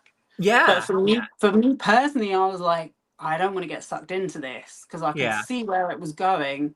I could just from yeah. that one video, I learned a lot, and then it's really interesting because all these topics overlap. Like even though it's a British true crime story. I made one, I think it was a couple of months ago, about a trolling situation. And Uh-huh. I'm telling you, the people that I featured in that video, yeah, they didn't know about all of this. You know, they're following this case. They're like, what happened to this guy who died? Da, da, da, da. And it kind of split, like they call it the community, do you know what I mean? But by that it means they're the same people that will watch any video about it. Just like you could kind of say there's a Blake Lively community, like there's people that you get to see in the comments that are clearly supporting Blake Lively and will make like supportive comments to say, oh, you know, I'm glad you're making this video because I can see this for what it is. So do you know what I mean? People start to chat to each other and it becomes a little bit of a little community. So yeah, once a few of those people started to realize that this guy had died by accident and that there hadn't been a murder, the people that still wanted to carry on the he was murdered conspiracy started to attack the people in those comments and started digging up photos of them. Even some of the creators digging up photos of them, doxing them, saying, how dare you have this opinion when you look like that. Do you know what I mean? Yeah. Petty bitch. Jesus. If this is what people do, and if you don't know this is what is going on, you might get very upset by that. Right. Yeah. I mean, not only that, it's just like, you know, most people don't know that a lot of the like discourse that you're having online might not be with real people. It's with people, or even like an entire post might be the agenda of some company to get you to think a certain thing. So it's like people need to know this shit. They need to know what they're dealing with online. And that's what I'm trying to reveal. And I'm sorry it's taken so long, but I am definitely getting to it. So yeah, she said in that message that she thinks the comments are exactly our messaging. So she's assuming that Jed is doing it, because how else would these people, she's like, okay, so who would be sourcing with family on TikTok? Who's she? I forget who we're talking about. She is, these are the people that work for Tag. So they're going through, so they're obviously they're in their office, they're looking at all the TikToks that are coming out after the premiere, and they're looking at the comments, and they're like, is this Jed in the comments? Right. Okay, because they're, do you see what I mean? Because they're ready to go with pushing their narrative, but he hasn't officially signed on yet. So they're a bit like, well, how are these comments already knowing that what we want to talk about? Yeah. So yeah, it's looking like they think it's him. By the way, Jed hasn't. He's trying to get out of this case altogether, but you know he's so implicated. Think he did. His lawsuit has been one of his lawsuits has been dismissed, but the Texas one is still open. According to Variety, on July 16th, 2025, a judge granted Jed Wallace's motion to dismiss himself as a defendant in Blake Lively's case against him. Yeah, that's in New York. Okay, all right. Yeah, I'm sure it's sprawling. Yeah, but he's suing her in Texas for defamation, which is got ridiculous. it. Okay. Because we've already made the points, like, how are you being defamed? This is your job. You're right. Yeah. This is true. It doesn't make the whole thing. Anyway, I went through that. I went through that lawsuit in another video. But yeah, so Nathan replied, this is the same message stream. Not yet, they've not signed him on. Miss Case responded, I wish they'd get a move on. All they care about is social right now, and we can't do anything about it, lol. On August 7th, Miss Case and Miss Coslow, so they're the Tag PR people, account executives, and Miss Nathan texted while on a phone call with other parties, with Miss Nathan saying, I can't with these people. Oh, sorry, she's British. I can't with these people. I'm going to vomit. One message below the chain, Miss Coslow remarked, so then hire effing Jed. They're literally desperate for Jed to get involved. Hire effing Jed, another one said. Jed and his team is ready to go, by the way. great, lol, let them go. It's insane. Like, this Well, guy is trying to act like he has nothing to do with this.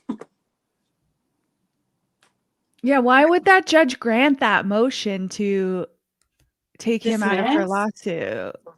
I'm not a liar, so I don't understand the technicalities, but I think it has a lot to do with jurisdiction and stuff like that, rather than whether he was actually Right.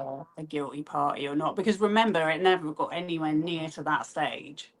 This, this is kind of the discovery, I want to say. Right. Maybe, no, I got this from Variety. It says Judge Lyman or Lehman ruled that Lively did not prove her case that New York is the proper venue for Wallace to be sued. So, and it's without prejudice. So, yeah, you're right, Katie. So he can or she can bring it again, but in Texas. It's got to be in the right venue. Yeah, this is a big point of contention they've been arguing. He's saying he didn't know. He was just working on his own in his little house in Texas, his big house in Texas. He didn't know they were in he didn't know they were in New York. He first of all said he wasn't employed by them, which obviously we've showed that he was wired 30 grand. By the way, I didn't mention as well yet, his initial quote was 25 grand. But they added on an extra 5 because they thought that the Taylor Swift fan base was going to be hard to deal with. Oh, interesting. You couldn't make it up, could you? Yeah. No. Wait, do you think it's possible that Jed was hired the entire time, and these people, this is so conspiracy, and the people who work for TAG, knowing that these text messages are going to get leaked, we're like, we want to remove ourselves from any association with Jed, so let's say that we haven't hired him yet. That would be too confusing for me if I was working on that team. I would be like, we didn't hire him? And they'd be like, Did we? Let me call you. Let me call you. Yes, we did. Yeah. I will say that we do see a lot of Jed doing voice notes and saying to set up Signal, which is obviously a disappearing messaging app. Because he's obviously aware, that he doesn't want to have a paper trail because he's like, what is the word they used in the beginning? Untraceable.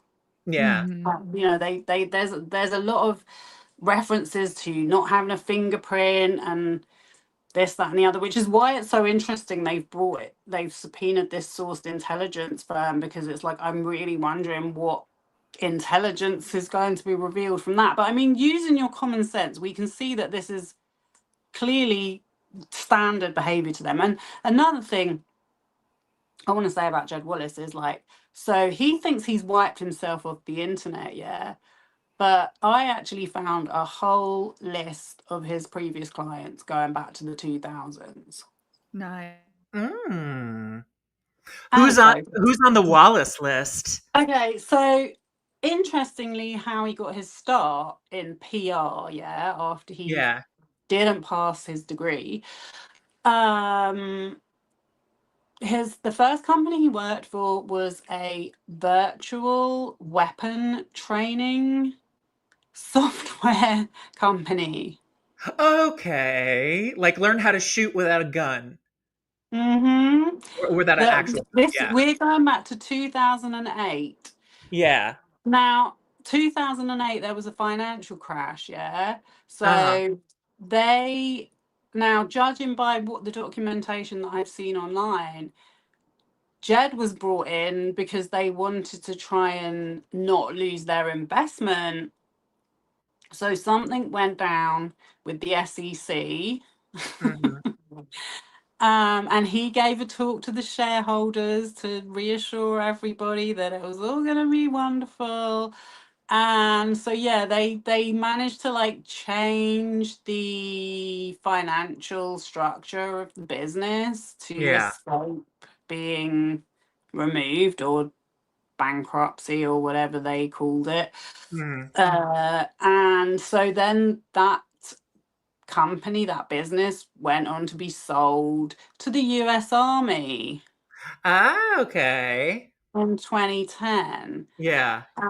So Jed did such a good job talking to the shareholders that they took him on as full-time PR for this weapons training software company. So, and by the way, they're still going. I don't think he still works for them, but it's just really interesting that that was his first job. Do you know what I mean? Well, his first job that we know about.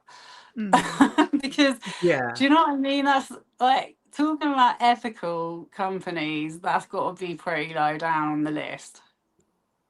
Yeah. He really does sound like a smooth fucking talker, though. And he's not really anything. He's just a smooth talker who can get into anything he wants to do. And he's bald. Oh, and he's He is bald. not good So he can get looking. through water a lot easier. And I have an issue with the way he dresses as well. I'm sorry. Like, Let me see. Is there pictures of him? It's in his that shoe email that I game- sent you. Oh, okay. Oh, it is. All right. His Let me shoe see. game is just so not. The way the trousers and the shoes are just. Ugh. Just everything about him just gives me the creeps. And yeah, when you say he's a smooth talker, I just kind of feel like he's one of those guys that would do the job that no one else wants to do. A bit like Lima. Do you know what I Yeah. mean? Yeah. The slimy worlds they kind of operate in. But yeah, so he's done like PR for all these weird companies. There was one like there was a sleep apnea machine. Oh, Inspire? I don't know the name off the top of my head. Oh, okay. Yeah, because there was like a Is sleep that a apnea. well-known one? It was like an implantable device that was supposed to help Oh, with sleep apnea, but it really doesn't do shit. But people right, still are trying to get it because they're like, oh, I don't have to have a machine. It's like it works for like 2% of people. So I don't right. know if that's the one. But Yeah, it sounds right up his street. exactly. Yeah. I also think the name of the company as well, like Street Productions, is just Yeah. so like Yeah. cringy. Yeah, so and then I Dick found house. he somehow moved into the like recovery space. Uh-huh. So, you know, these kind of like alternatives to addiction AA. recovery Yeah. Yeah. gurus. Like, well, funny you should say AA, but Brian Friedman is a member of AA and Hey, that's holds anonymous. meetings. He holds meetings. How do we know? Yeah. He probably comes out and talks about it? Yeah. That's not secret. Yeah. Brian Friedman is the opposite of these people. He spills his whole life out. Every news article about him is on his website. That's how I know about the Paris Hilton stuff. That's how I know about the Courtney Love stuff. It's all still there on his website. Oh, And so he he's the one who literally can't help doesn't himself. give an F. He's like, people can accuse me of anything. Like, Yeah. although no, that being said, there is much, much more serious allegation about him, Uh-huh. be it at college, being Oh yeah. involved in a sexual assault, of course, and Mhm. like a gang one as well. Did he put that article on his website? No, Katie, you asshole. I love it. that is not on his website. He would though. Yeah, seriously. Anything for attention. I mean, honestly, he would put it on there and say, "This is an example of how people like me are extorted," Yeah. because that's how he will frame it. Like, he paid a settlement for this case to go away. Oh, okay. He was apparently like a college, like, well, I don't know. By the way, guys, I never went to university, so I don't know too much about the kind of structure and everything of it. And I never lied about it either. I managed to Good. get this far without saying I have a degree. So, but yeah, it was like president of a frat group or something like that. Oh, I'm not surprised. Yeah, no, that sounds par for the course. I'm just looking at the chat. It's really freaking awesome. So I'm so sorry, guys. I'm not responding to the chat. I will get there in a minute. Yeah, so Brian has skeletons in his closet, but he doesn't seem to be too fussed about it. So he leads AA meetings. So yeah, Jed. So I've seen like him, and he's put out all these press releases. That's how I've seen all this information. They say like contact Jed at Street Relations at the bottom. And so yeah, like a shaman, you know, those people that like I Yeah. think Bam Margera had a shaman at one time that Of course he like did. Of course he did. take them out into the wilderness. And he's got this friend called Darren something or other that's in that photo that you've seen where he's in the house in LA. And that guy has done a whole series on Netflix with Zac Efron. Oh, right. And I had a good look through his Instagram, and yeah, it's very weird. Like, have you heard of that guy, the Liver King? Yeah. It was And giving me that. he Like, finally was like, I take steroids. And it was like, yes, you look like it. do you know what I mean? It's like they're on camera saying, I'm so healthy, I'm eating raw food, and I'm living off the land, I'm building my own house. Raw And liver. yeah. Something's not right, but a lot of people follow that content. He has hundreds of thousands of followers on Instagram, and he's like an influencer. I mean, I guess he must be got a series on Netflix, but honestly, I just think it's fake, and it's a bit similar to Justin in that they position themselves as these guys that have the answers, but really they do not have the answers. Really, they have mental issues going on that are being shielded from the public. Uh-huh. Do you know what I'm trying to say? So yeah, we have all these clients that Jed has been doing public relations for. Oh, and another one that I thought was mad was Alexis Nyers. Yes. Do you remember her from the Bling Ring? No shit. I know that one. Swear down. Oh. She launched a podcast with her then husband, who's also a recovery guru. Yeah. Bear in mind, you know, Jed also works in the recovery center space, and he's worked on reality shows. Dr. Phil. Okay. I'd love to know what Dr. Phil has in her closet. Let me tell you. Dr. Phil. I want that memoir. Even I know that Dr. Phil has been exposed as a fraud years ago. You mean not a real doctor or something else? Exactly. He's not a real doctor. I thought he was like a botanist, but he doesn't have like a doctorate even in that. I don't know where I got that he's a botanist. Well, we do. I mean, we do have Oprah to blame because she kind of gave him his platform and called him a doctor. Clinical psychology. Oh, okay. I don't know where I got botany. I know. I was like, he's Oprah to blame for a lot.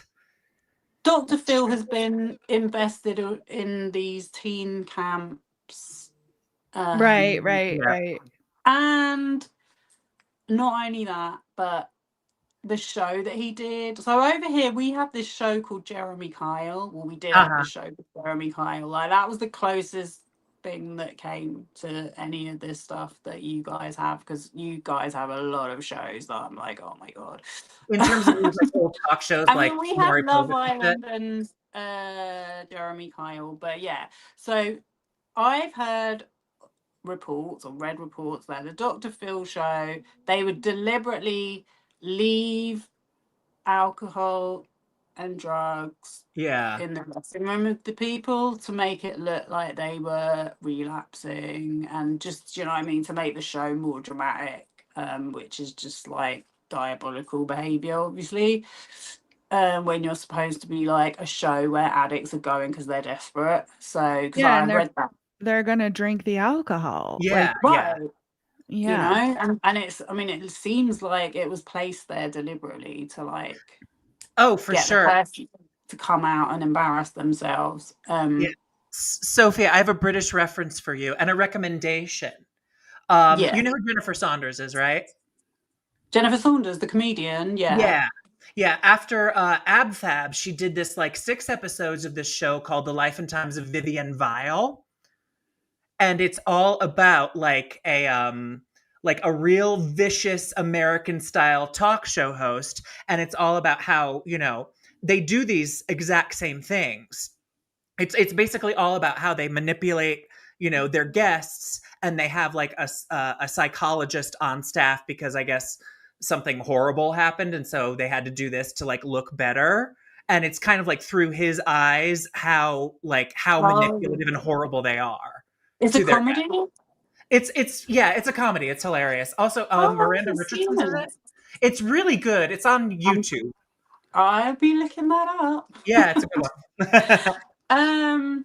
So yeah, have I said enough about Jed? Oh yeah, so the Alexis Nyers thing, yeah, she launched a podcast with her husband who was, yeah, like I said, a recovery guru. And look, we know that, speaking of reality shows, she was on that show Pretty wild.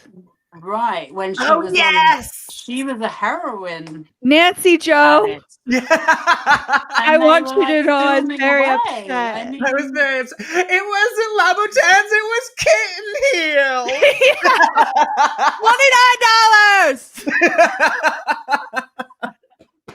$29. I didn't see the Classic. show, but I was a little bit obsessed with the bling ring. Like, I thought that was such a crazy, wild story. Yeah. And I actually did a job with them when that film was released, so I had an extra kind of reason to be interested in them. But yeah, I mean, I don't think we're ever going to know exactly what happened there. Like, we know they broke into the houses, but she's always kind of just acted like, well, I was just going along with them. Yeah, she was on drugs and But didn't know what was yeah, going on. look, the Yeah. point is, these TV producers have no duty of care. They do not give a damn who they are using to get ratings on those shows, and it's really, really unethical. And like, the thing is, you know, like we were saying the other day, we didn't know that was going on. We're watching it just as innocent viewers, you know. Yeah. So it's kind of shady, because once you understand, well, that person had a serious addiction, then you feel a bit more bad about watching it, really. Well, I do. Do you know I what I don't know. mean? I love it. Yeah. Well, No, I did too. anyway, Absolutely. Yep. How let's talk about much Melissa much Nathan. more do we have? Well, I think that's about enough for Jed. What I'm trying to say as well is, like, none of these things really seem to be doing too well. I mean, you mentioned the sleep apnea thing, but I've never heard of any of his projects. But, you know, obviously he was doing all right out of it, but somehow he's moved into reality TV. He's moved into the recovery brokering PR space, which I can't imagine how Yeah. You know ugly what that I is. think I think all these businesses are? Allegedly. Hmm. They're probably just excuses for money laundering. Yeah. Allegedly. But laundering from what? Well, no, You honestly, like name it. overseas films are huge money laundering operations. It's basically it's like they create a paths through business for like ill-gotten gains. Yeah, but what are they doing to get the gains? I don't know, but I You know don't have it's to a leave way that like up to your imagination. Yeah, yeah, like there's all kinds of different ways. sex work. Do you think they Yeah. could be selling the very things that they're trying to get the clients off? Yeah. Yeah. Yeah, or it could be that's like I have a friend who's an arms dealer who needs to like hold this cash for a while. They can do it in my business. And then The I can give them a whole payout that looks like it's a legitimate payout from my business for quote unquote services rendered. Hmm. the Yeah. whole addiction recovery industry is so diabolically bad from what I've seen of it. Like, Yeah. but anyway, let's not get too into that. Melissa Nathan, speaking of the UK, okay, so there's so few pictures of her online. The one that I used in the thumbnail, yeah, she actually has a little sign on her top saying outside. So she worked for as a publicist for a company called Outside, and they looked after Simon Cowell. So at one time, because I mentioned Rita Ora the other day, but I've since come to find out there was a singer on the X Factor called Katie Wassel. So you guys over there, you probably wouldn't know of her, but she was a contestant on the X Factor. She had a bit of an ill-fated singing career, but by all accounts, and there's definite evidence of it, her and Melissa were pretty good pals during her time at the X Factor. Well, Katie Wassel, and she's not the only one. A lot of people have come out of the X Factor and said that they were treated horribly, that incidents happened to them. Like, there was a guy that I even completely forgot about, this guy, Steve Brockenstein.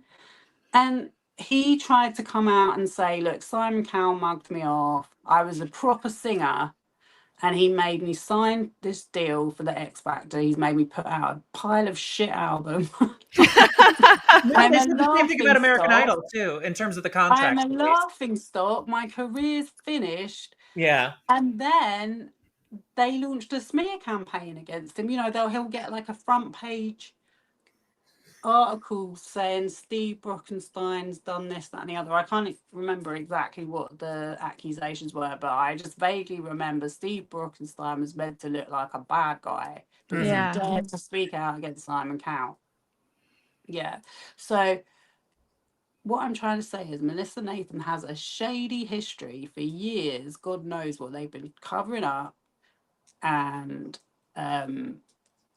spreading about people in the papers and online, because X Factor had a huge Twitter following. Like, I remember when I used to watch X Factor, that would be part of the fun, would be being in the Twitter conversation while X Factor was on. It was way more fun than the actual show. Do you know what I mean? Yeah. The sort of running commentary. And like I said, like One Direction had this huge social media following that has followed them around. So it seems to me like anytime there's a problem, they will throw a woman's name into the mix. And knowing that all these One Direction people online are going to jump onto the story, they're going to start like, I don't want to say attacking, but I guess it is kind of an attack. Does that sound too strong? Like bullying, cyberbullying. I know cyberbullying used to be seen as a joke, but the kind of threats and insults these people are very willing to throw at people, innocent people that have been mixed up in these stories, just because whoever they're following makes a comment about it is just really quite surreal if you think about it. And talking about, you know, like exploiting people and using people, like, even I've always had this thing about like why a fan base is so toxic. You know? Yeah.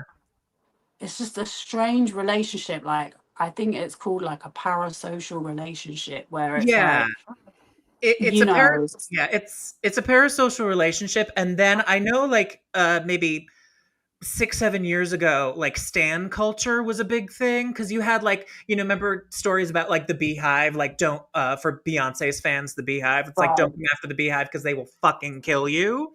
And that's I think true. Yeah, no, it's true. They'll murder you in your sleep. But no, you're absolutely right. I forgot. But I'm thinking that these Melissa Nathan, Jed Wallace, they're just taking advantage of behavior that we, the consumer, are showing. I mean, and 100. I think that needs to be said. Yeah. 100. And that is why I think it's important to speak out, because they're being sidelined in this story. No one knows who they are. Yeah. You know? They've managed to cover their tracks so well, and yet what they do is so damaging and so disgusting. Like, I'm sorry, I don't know how you feel like it's okay to be doing this as your job. I really do not. It's not cool. There's nothing to respect about it. Like, have you never questioned yourself at any point of doing this for so long? I just can't believe it, you I know. don't think I have. And we know that they used this with the Johnny Depp thing, with Amber Heard. But yeah, what I was gonna say is, like, the reason why I keep going back to One Direction is because, like, Harry Styles, like, what was the girl? There was was it Olivia Wilde or something? Like, if Yeah. you look how many times Harry Styles has been brought up into these messes to create like a drama online, it is unreal. But Right. that seems to be their get out. It's like, we'll just make a rumor up about Harry Styles, and then And then his army will come after and whoever. right. Yeah. And you know, I just think, I don't know, it doesn't sit with me. You know, it It's doesn't sit with me that you get to do that. And yeah. then meanwhile, we see from your own messages that you're sending in an email. Your pitch is that you're going to go and research and pull up stories that you can delete the Google index of, so that people don't get to see something. Yeah. Meanwhile, you will go looking for whatever you can find about someone that speaks out.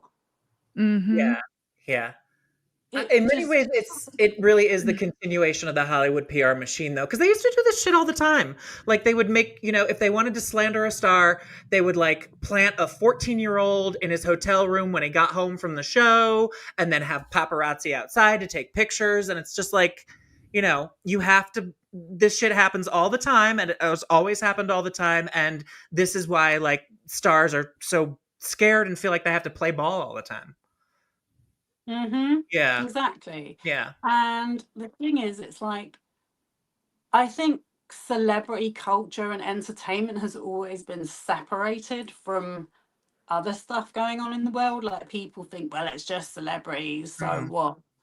But even I was trying to have this conversation with my daughter today, like, but this is the way that they are, definitely, because I've even had people in my comments saying, oh, next thing we're going to be accused of being pro right wing and Yeah. misogynist. And it's like, Mhm. we have seen messages where they are deliberately bringing in big, huge right wing biased content creators to amplify this story. Yeah. Yeah. Sage Steele was asked to had a 2-hour convo with Justin and Jamie. She was the first person to say, well, I don't normally talk about celebrities, but I feel like this story is so important. And then it was Candace Owens, and then it was Megyn Kelly and Brian Friedman, who's, by the way, Megyn Kelly, sorry, the woman was fired, from my understanding, for doing blackface. Was Oh, she? I I can't don't remember. remember that. Let me see. Yeah, there was a rash of blackface going around. Megyn Kelly. Or it had, Blackface.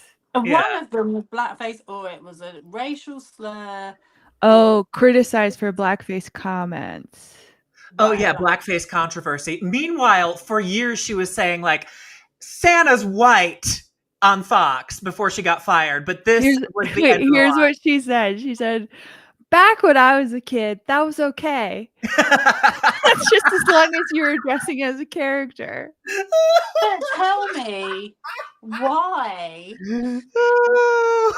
do the people that say that about Blake Lively in comments, now from what I've seen, Blake Lively did a very extra fake tan application, because she was sort of imitating that person that puts a lot of fake tan on. She wasn't trying to pretend to be black, from what I saw. She was trying to just look like Like Snooki? uh Yeah. yeah, Was it her?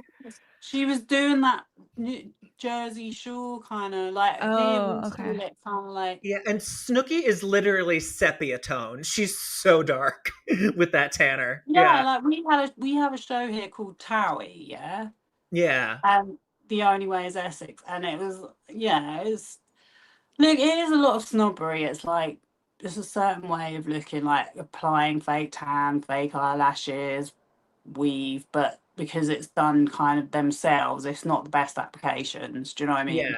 Yeah. Whereas if you've got a lot of money, you get someone to do it for you, and it could look better.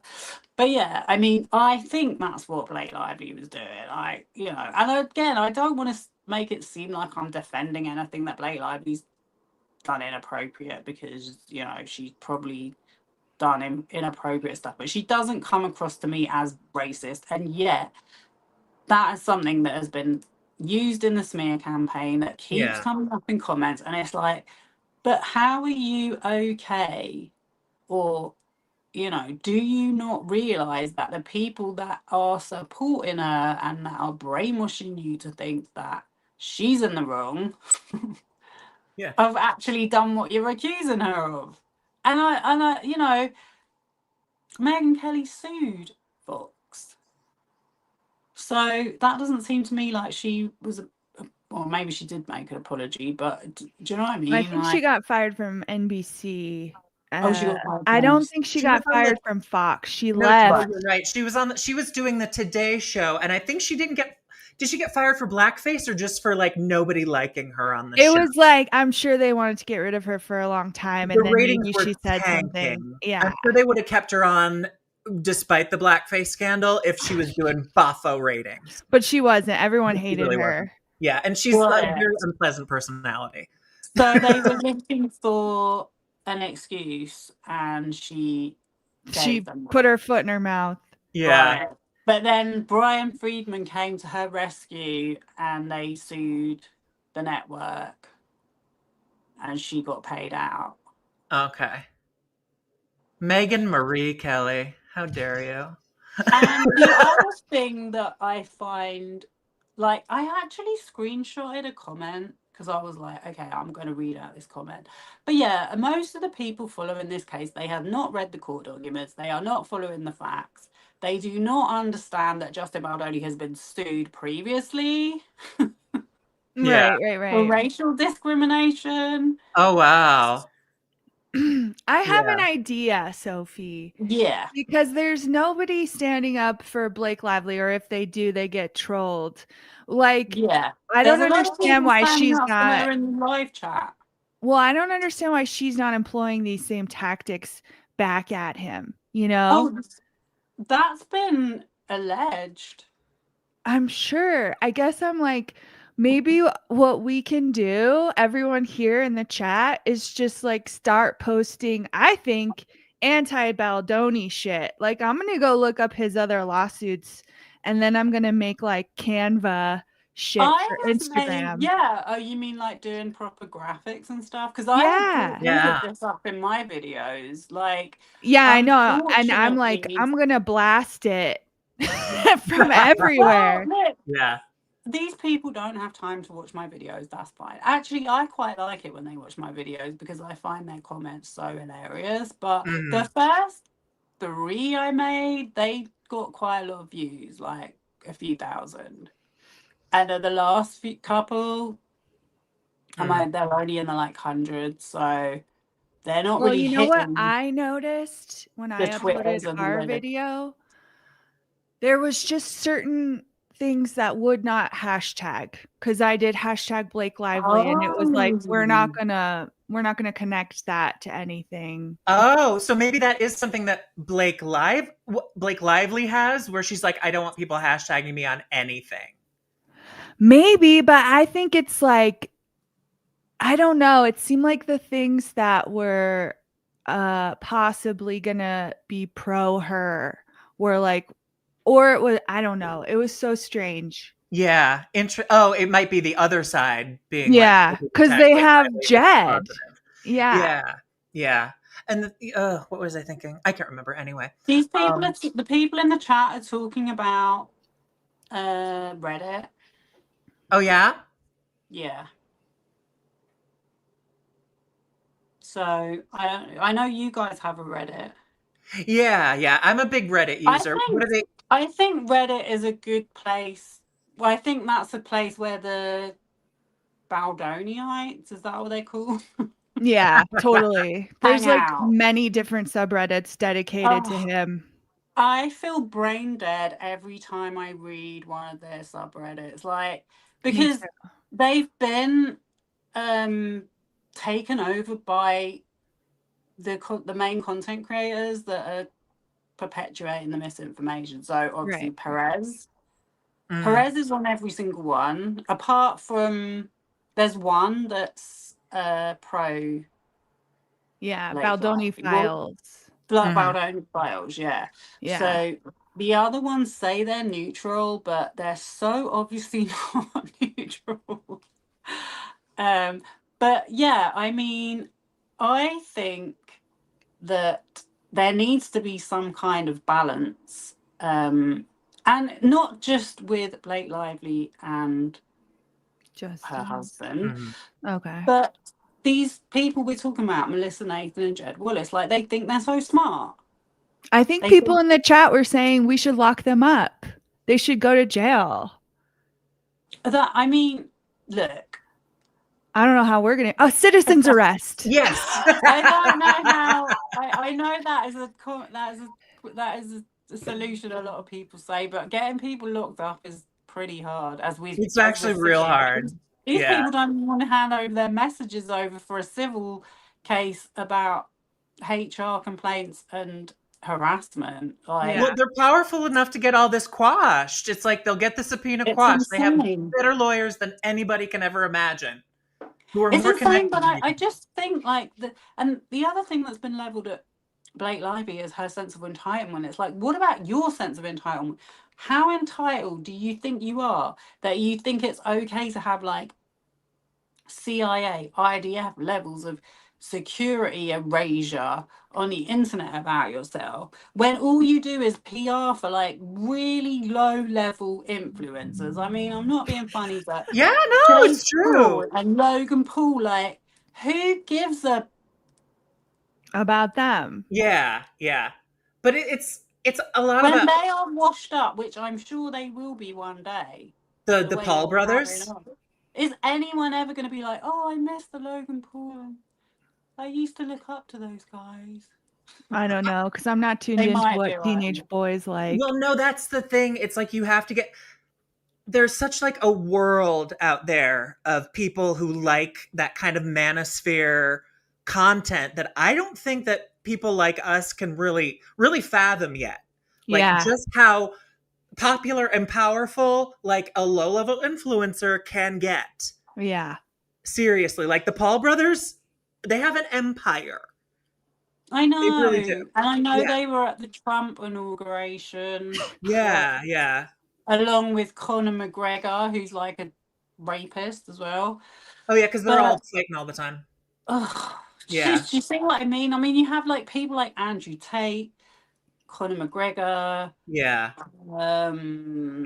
P. Diddy. Well, no, P. Diddy is actually locked up, but he's not going to be for long. But, you know, these people that there's actual evidence that they have committed horrendous assaults against people, like multiple times, and yet they're walking free. So the idea that we're going to get Jed and Nathan, unless maybe not Melissa Nathan because she's always worked for corporations, but Jed is self-employed. Mm-hmm. I wonder if he's been paying his taxes all this time. Oh yes, you can get him like we got Al Capone, tax evasion. Unfortunately, that's normally how they get them because yeah, you know, is he American? Jed? Oh yeah. okay. Oh, I don't know. I mean, we could just call the IRS and drop a dime on him. It's like you should look into this guy. Well, I've done that before. I'm experienced. That could be another reason why he doesn't want his client list being exposed. But the other thing is that he's now saying is that he's too ill to do a deposition. Oh my gosh. Yeah. I'm wondering, I'm sorry for this off topic. Is there a trial date set? Because I know it's like they keep subpoenaing, so they're March 26th. Okay. March 26th. See, that's another bit of misinformation I see in the comment threads. Like, I don't think this is ever going to come to trial. It's going to get dismissed. It's like, no, this is definitely going to trial. Like, I don't see Blake. We are in backing deep down. here. Yeah, no, I don't think she ever did this for a settlement. She doesn't need the money. Right. You know Which what I is mean? why I wish she And- would employ her own Jed Wallace. Well, Yeah. She I doesn't don't want to know. be a dark arts person. That's what I I was was gonna thinking. It's like she say- might have a moral compass. She I might. was she gonna might. s- Yeah. Yeah, I was gonna say I see people suggesting like, well, we need to start our own troll farm or whatever. And it's like, even when I started that secret Instagram account, some people were like outraged. You had an alt account, you didn't tell us. Well, yeah, obviously, because otherwise I wouldn't have been able to see who was saying what. Everybody's got like their little accounts where they lurk and figure But things out. I personally, also, I've commented on a couple of videos, not on the Blake Lively videos. Like, I feel like I would rather say it in a video than go into comment sections, because there are so many comments that you're just going to get drowned out. But I do comment on some other topics like Mr. Beast, or there's a guy in the UK that's trying to say that he's an economics influencer, and I think he's a bit of a scammer. So I've made a couple of comments about him, but I'm not really going to the. I don't know. I think Blake Lively's going to win this fair and square. I don't think she needs to sink to that level. But, and also, like, there's been people saying, oh, her career's over, this is flop, that's a flop. I'm like, no, she just had a new film released, a new film announced. She signed on. Yeah. I still see her doing red carpet appearances. Like, she still seems to be doing fine from what I can see. Not And only that, like, yeah, go on. you know, actors and actresses, it's like, you know, you career up, you have a career down. It doesn't matter what Blake Lively's career is looking like right now in order for any of us to validate what she's doing in terms of the lawsuit, like the justice she's trying to get, and how everybody should be treated in the workplace. Exactly. You know? Right. Yeah. Exactly. That's why I wanted to start with that, because it's been so much said and so many people involving themselves and creating these ridiculous narratives about she's trying to shut down freedom of speech by subpoenaing content creators. We should be allowed to be anonymously harassing someone online relentlessly and making money out of it every day. Like Andy Signal, I know I've mentioned him in previous videos, so you know, if anyone has watched them, there's little snippets. I've even interviewed a girl that was one of his viewers, and she didn't know how to comment on his channel. And she was a new mum at the time. She didn't know anything about YouTube. Just like, do you know what I mean? You watching someone on YouTube, you don't know anything about them. Mm-hmm. So she sent him a DM saying, you said if you know you wanted to comment, she's like, I don't know how to comment on your channel, can you let me know, or something like that. So he took that as a green light, started getting into conversations with her. She was very open to say, like, I've got a baby, I've got a partner. He was like, yeah, I've got a partner. But then the conversation moved to, he was trying to set her up as working as an OnlyFans model.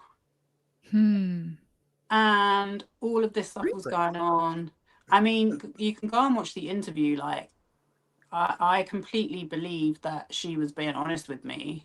That's why, you know, interviewing people and watching people speak is very important, because you can look at their body language, the consistency of their story, their history of whether they've done that with anyone else, and make your own mind up. Mm-hmm. But yeah, that's how he operates. He's a sleazeball. He basically offered her money to come and stay with him in, I think, Las Vegas. That's so weird. It is weird. Can I share the first thing that came to my head? Yeah. I'm like, Justin, there are hookers already in Las Vegas. You don't need to go through all this trouble to like have somebody I stay with mean, you. I don't know. Look, Yeah, he but it's definitely has a easier to manipulate people who yeah, don't know. Maybe right. there is like some sort of She like was fun in a to that for bad, him. she was in a bad situation as well.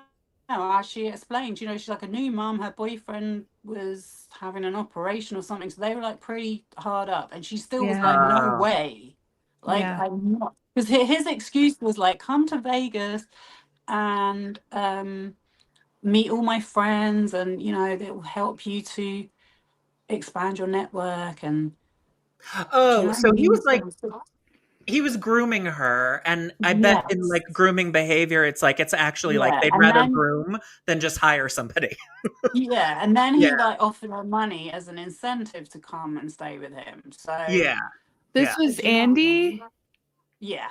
Yeah, this wasn't Justin. This was Oh the well, guy from YouTube. whoever it is, I'm Andy like, why do you have Signor to is do one of the biggest commentators that has inserted himself into the lawsuit. So he just exposed himself in his own documents, speaking of tax evasion, because he claims to be a corporation, but I think people have done some digging and that doesn't seem to be correct. And he that? also does GoFundMe's Yeah. and claims there was some particular status it's called. I can't remember the exact Yeah. details, Where but you're yeah. like a charitable So organization. Oh, yeah, something 501c3. like that, Yeah. like to Yeah, try and get around. And then the thing was, he spoke about how many videos he had made. He's like, I don't just make videos about her, I make videos about the P. Diddy trial. And it's like, as soon as the Blake Lively thing started, he was like, oh, they've got something else to talk about, thank God. yeah, Because yeah, he was interviewing the wrong people on that Diddy trial. He was on the wrong side of history. He was interviewing people that had nothing to do with Diddy, that were using it as an opportunity to scam people. yeah. Do you know what I mean? So, he has a history of doing that as well with Marilyn Manson, and he's just anyway. Michael Jackson as well. He's on the Michael Jackson is innocent team. So that's Andy Signor. And I can't even remember what I was going to say, but let me just, because my battery's gonna run is running low. But yeah, so I was just going to read out this comment. Okay. Blake and this is a typical comment you get. Blake and her supporters misuse the team smear. A smear campaign is by definition ruining someone's reputation with false or misconstrued information. You literally can't smear someone with the truth. Yeah. But But you You can can smear somebody with a retaliate version of against the truth. someone. But then they literally, this is how stupid they are. But you can retaliate against someone by leaking, publishing, and promoting their negative stories, videos, actions, etc. Well, the whole complaint in the first place was about the retaliation, because it's illegal to retaliate right. when you Yeah, accuse a company of sexual harassment. And when you So, have that as your main goal, then you did it. You and retaliated. this is a supporter in the comments. There is no evidence Wayfarer / Justin / Jamie / Steve did either. Yes, there But is. you just said.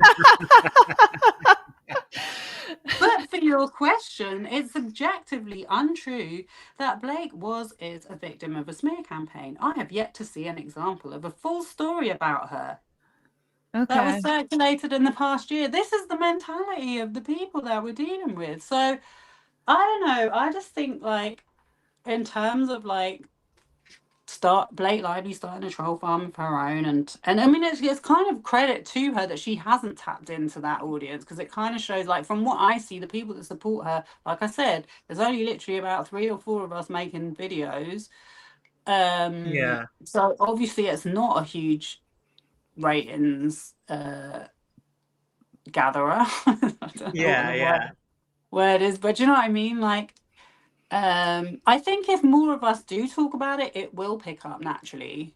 I think so too. I think especially people love a conspiracy theory, and so when something gets flipped, it can become like, oh, did you know? Like, just look at all the shit that's popular on Netflix right now, like the Jussie Smollett thing. Yeah. That is Well- about how he might actually be innocent. And I was like, this is fucking ridiculous. Yeah. Oh, Just watch God. his proposal video. Oh my God, that clip you showed of the proposal video, I had not even seen that bit. Where he's Oh, dressing up as James Bond and doing because his what was that proposal is thing so and dressed as long. a That's why woman? you never saw it. 'Cause it's so Why are long. you dressing up as a woman in your proposal video? Yeah. What? I gotta watch that Smollett doc. People are saying in the chat, like it. definitely going to trial. Cool. Shout out to the Junk Farm. Shout out to Austin One. And but why? those are the people in the chat. But why? There's a person called But Why. Oh. Yeah. Someone said, Nathan and Katie, you are ingenious interviewers. Of a genius. Of a genius. That's you. Yeah, we're No. interviewing a genius. I'm not a genius. Are you also a I'm not vampire? a No. genius. But I was gonna say, like, have I said enough, guys, about Melissa Nathan? Oh, one more thing. Yeah, her sister Sarah Nathan. By the way, I have a video clip of her because She's a journalist. Okay. For the Post, the New York Post, which is kind of like a slanderous gossip rag. Yeah. It's a brag. Yeah. Do you know why I know of it? Because of Real Housewives. They're like, oh my God, did you see the Post? Yeah. Yes. Yeah. But yeah, so she's been on Sky News with Piers Morgan talking about how unpopular Meghan Markle and Prince Harry are in America. Okay. Yeah. That's and guess who else makes loads of content about Meghan Markle? I don't Andy know. frigging Signal. It's sure. It's like the bingo card of what they're going to talk about. Yeah. I know. And I have already made this point as well. It's like the thing with Meghan Markle is it's racist. It attracts racists because that is a black woman that entered the royal family and they are never going to let that go. And that is why they know people are attracted to watching anything that is going to slag off Meghan Markle. Because it's kind of really similar, the arguments they have about Meghan Markle towards what they direct to Blake Lively. She's a narcissist. Well, there's all this projecting, and when we don't really know what's going on in her head. Exactly. Yeah. I just say, honestly, I just say hats off the flipping disrupting the status quo of the royal family. Seriously, like they deserve an award for that.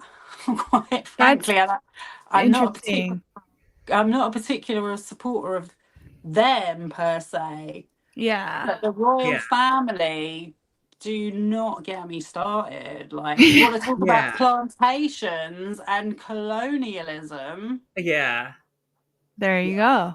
Yeah. I see a lot of Meghan Markle content too. And what I've noticed a lot of, like, with just YouTube channels that are basically like call out influencers, deluded celebrities, whatever, is it's actually, I think it's probably a really good business model to go after somebody who's like in the public eye consistently, because it's like Corey Feldman, Brendan Schaub, who's like a really bad comedian in the Joe Rogan sphere. It's like there are channels dedicated to like lolcowing these people. And so they're kind of creating a cottage industry and they're getting a lot of views and they're making a lot of money. Yeah. I didn't know what a lolcow was until about a year or so ago. Maybe when I started my whole troll farm investigation, that was when I found out about lolcows. Yeah. But yeah, I mean, with the lolcow thing, I just find it a bit unsavory that they'll pick on like TikTok accounts, for example, where people clearly are destitute. Because I'm like, Yeah. yeah, okay, but then there are a lot of people with money that are doing this stuff. Like, I'd rather see them brought to shame than, like, not saying like obviously people that commit criminal acts, but some of them I think genuinely have not the best mental and physical health, and they're Yeah. being clearly exploited. But yeah, the Corey Feldman, I have actually watched that channel, funnily enough. I Oh think I yeah. know what you're talking about. Yeah. It's really funny because there's actually an amazing doc, because that's a conspiracy, isn't it? Because he started that whole Yeah. story about the paedophile ring in Hollywood and how he was gonna expose it, and he was fundraising to make a documentary, and he Yeah. used the other Corey Haim. Uh-huh. He used him as his kind of not platform, but like his ticket, his meal ticket. And then The death of Corey Haim and the kind of coinciding of the Me Too movement in 2017. And so he kind of like used those two events as stepping stones in order to like just basically regain relevance by claiming a pedophile conspiracy. Not that there probably aren't a ton of pedophiles in Hollywood, but he was like trying to milk it by saying, "Oh, I can't tell anybody anything, but I will, give me money and I'll make a documentary." And he basically just paid himself $700,000 and made a real piece of shit. So, yeah, and that's yeah. exactly what Andy Signal's doing right now. Yeah. Oh God. But yeah, I mean, again, it falls into the whole addiction exploitation industry. But I know that Corey Haim's mom, because I definitely started watching a few videos about this a while ago, and I know that Corey Haim's mom came out and said categorically she knows who abused her son, and it's not the person that he's saying, and that he's covered up for that person. So, do you know what I Yeah, mean? yeah. I don't. No, I Once know I hear, exactly what you're talking about. do you Yeah. know Is what I it mean? Charlie Sheen? Yeah, No. um He Corey Feldman claims Charlie Sheen okay. sexually assaulted Corey Haim when he was 14, on the set of like Lucas or Lucas, something. yeah. Yeah, but And it was actually a guy that he was friends with. Dominic Brascia, who is Right. actually, it was a guy that Feldman was friends with, and so Yeah. Feldman tried to divert the attention to Charlie Sheen. And I think And make I money think he out of just it. hated Charlie Sheen. Probably said something shitty to Corey Feldman once, and Corey was Yeah. like, "I'm gonna send it your way."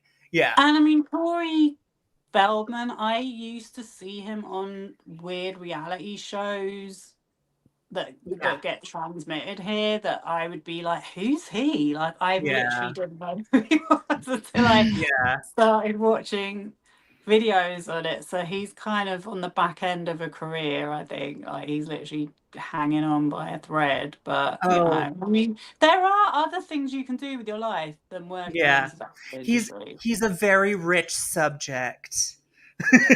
Yeah, well, We're gonna do an episode on I him. Yeah, I'm really look forward to your obsessed. I'm episode. obsessed. I'm sure it's gonna be very interesting. But Yeah. yeah, so someone said in the comments, Sarah is another person who should be in jail.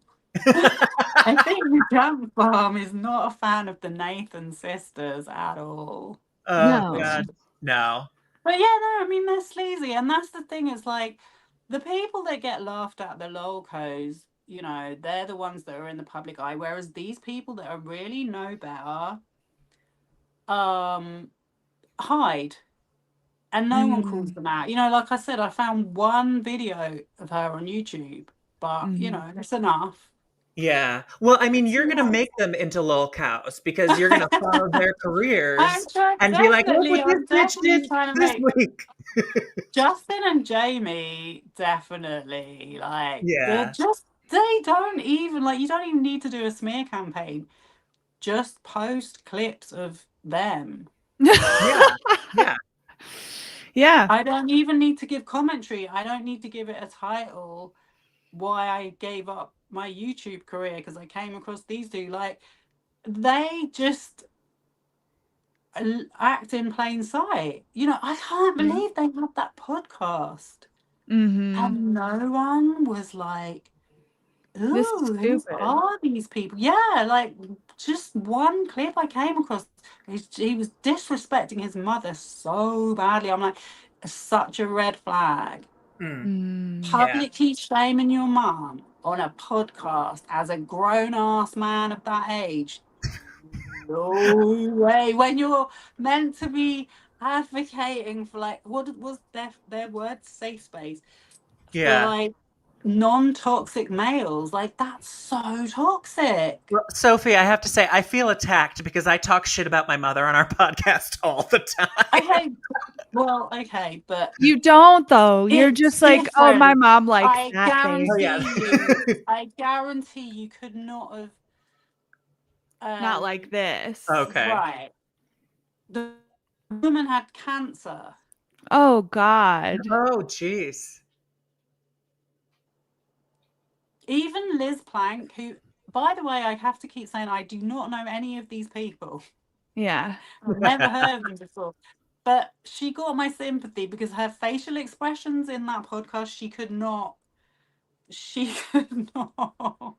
If you know where that clip is, will you send it to me? Yeah, please. I kind of want to see it now. Her poker face was terrible. She was like, she was horrified. And she was trying to like go along with it. But yeah, like she definitely, you could see she was feeling very uncomfortable with what he was saying. So, you know. Yeah. I need to use wrap up? the restroom immediately. Let's wrap up. Okay, cool. Yeah. Guys, thank you so much all for joining us. And I'm going to look through the live chat. So sorry that I couldn't repost your comments, but we will work that out for the next one. And do you know what? I would love to have that guy on from that other channel as well, Ryan. Like, do you think I should message him and see if he wants to join us? Yeah. What do you think? Because he's got information on Andy Signal. I think they used to work together or something. Yeah, you should message him and we'll just do an expose on Andy. Yeah, but he does get a few things wrong about some of the facts in the case. So I'm like, sometimes I'd like to be like, oh, by the way, like that bit you got wrong. Do you know what I mean? Oh, and there was another video I watched as well by a guy, and he posted a picture of Melissa Nathan and it wasn't even her. And I'm like, I don't know. Poor guy. Poor idiot. But yeah, I know. Before I go as well, I have a question. If anyone is still watching, what do you think? Should I monetize my channel, yay or nay? Of course. Yeah. Put a 1 in the chat. I'm putting a 1. Yeah. Yeah. Is 1 yes? Oh, I got a 1. Is it from me? Yeah, it is. Well, I got 2 1s. You got 2. Oh my god. Okay, so I might do it for the next one then. And like, I just want to see what it's like to get a super chat. Yeah, of course. YouTube's gonna take 50% of it. Well, even if you're not like making the money yet, it's probably good to like as soon as you can monetize, so you might as well just to like figure it out. Yeah, you know? It's been a few weeks, even months. I think I've achieved the potential. Yeah, because once you get past, I would be hitting that application button as soon as I could. And you would, and you are, and you have, and that's what's great about Katie Mordhorst. She doesn't fuck around. I do not fuck around. I am not fucking around. Okay. No. All right. So you just do this for the money? Yeah. Yeah. And you talk about the most random topics on earth. Yeah. It's true. Yeah. Well, no, I think niche content is. I do think people want to hear about it. Like, we actually bother to look into these things. We go into subreddits. We go into like comment sections. Do you know what I mean? We use our little brains. I think there's too much content where someone just turns the camera and they're very good at speaking to camera, but they really don't have the information behind them. So I think people do find this stuff interesting. And anyway, thank you, everybody. Thank you so much. See you next time. All right. See you next time. Bye. Bye, everybody.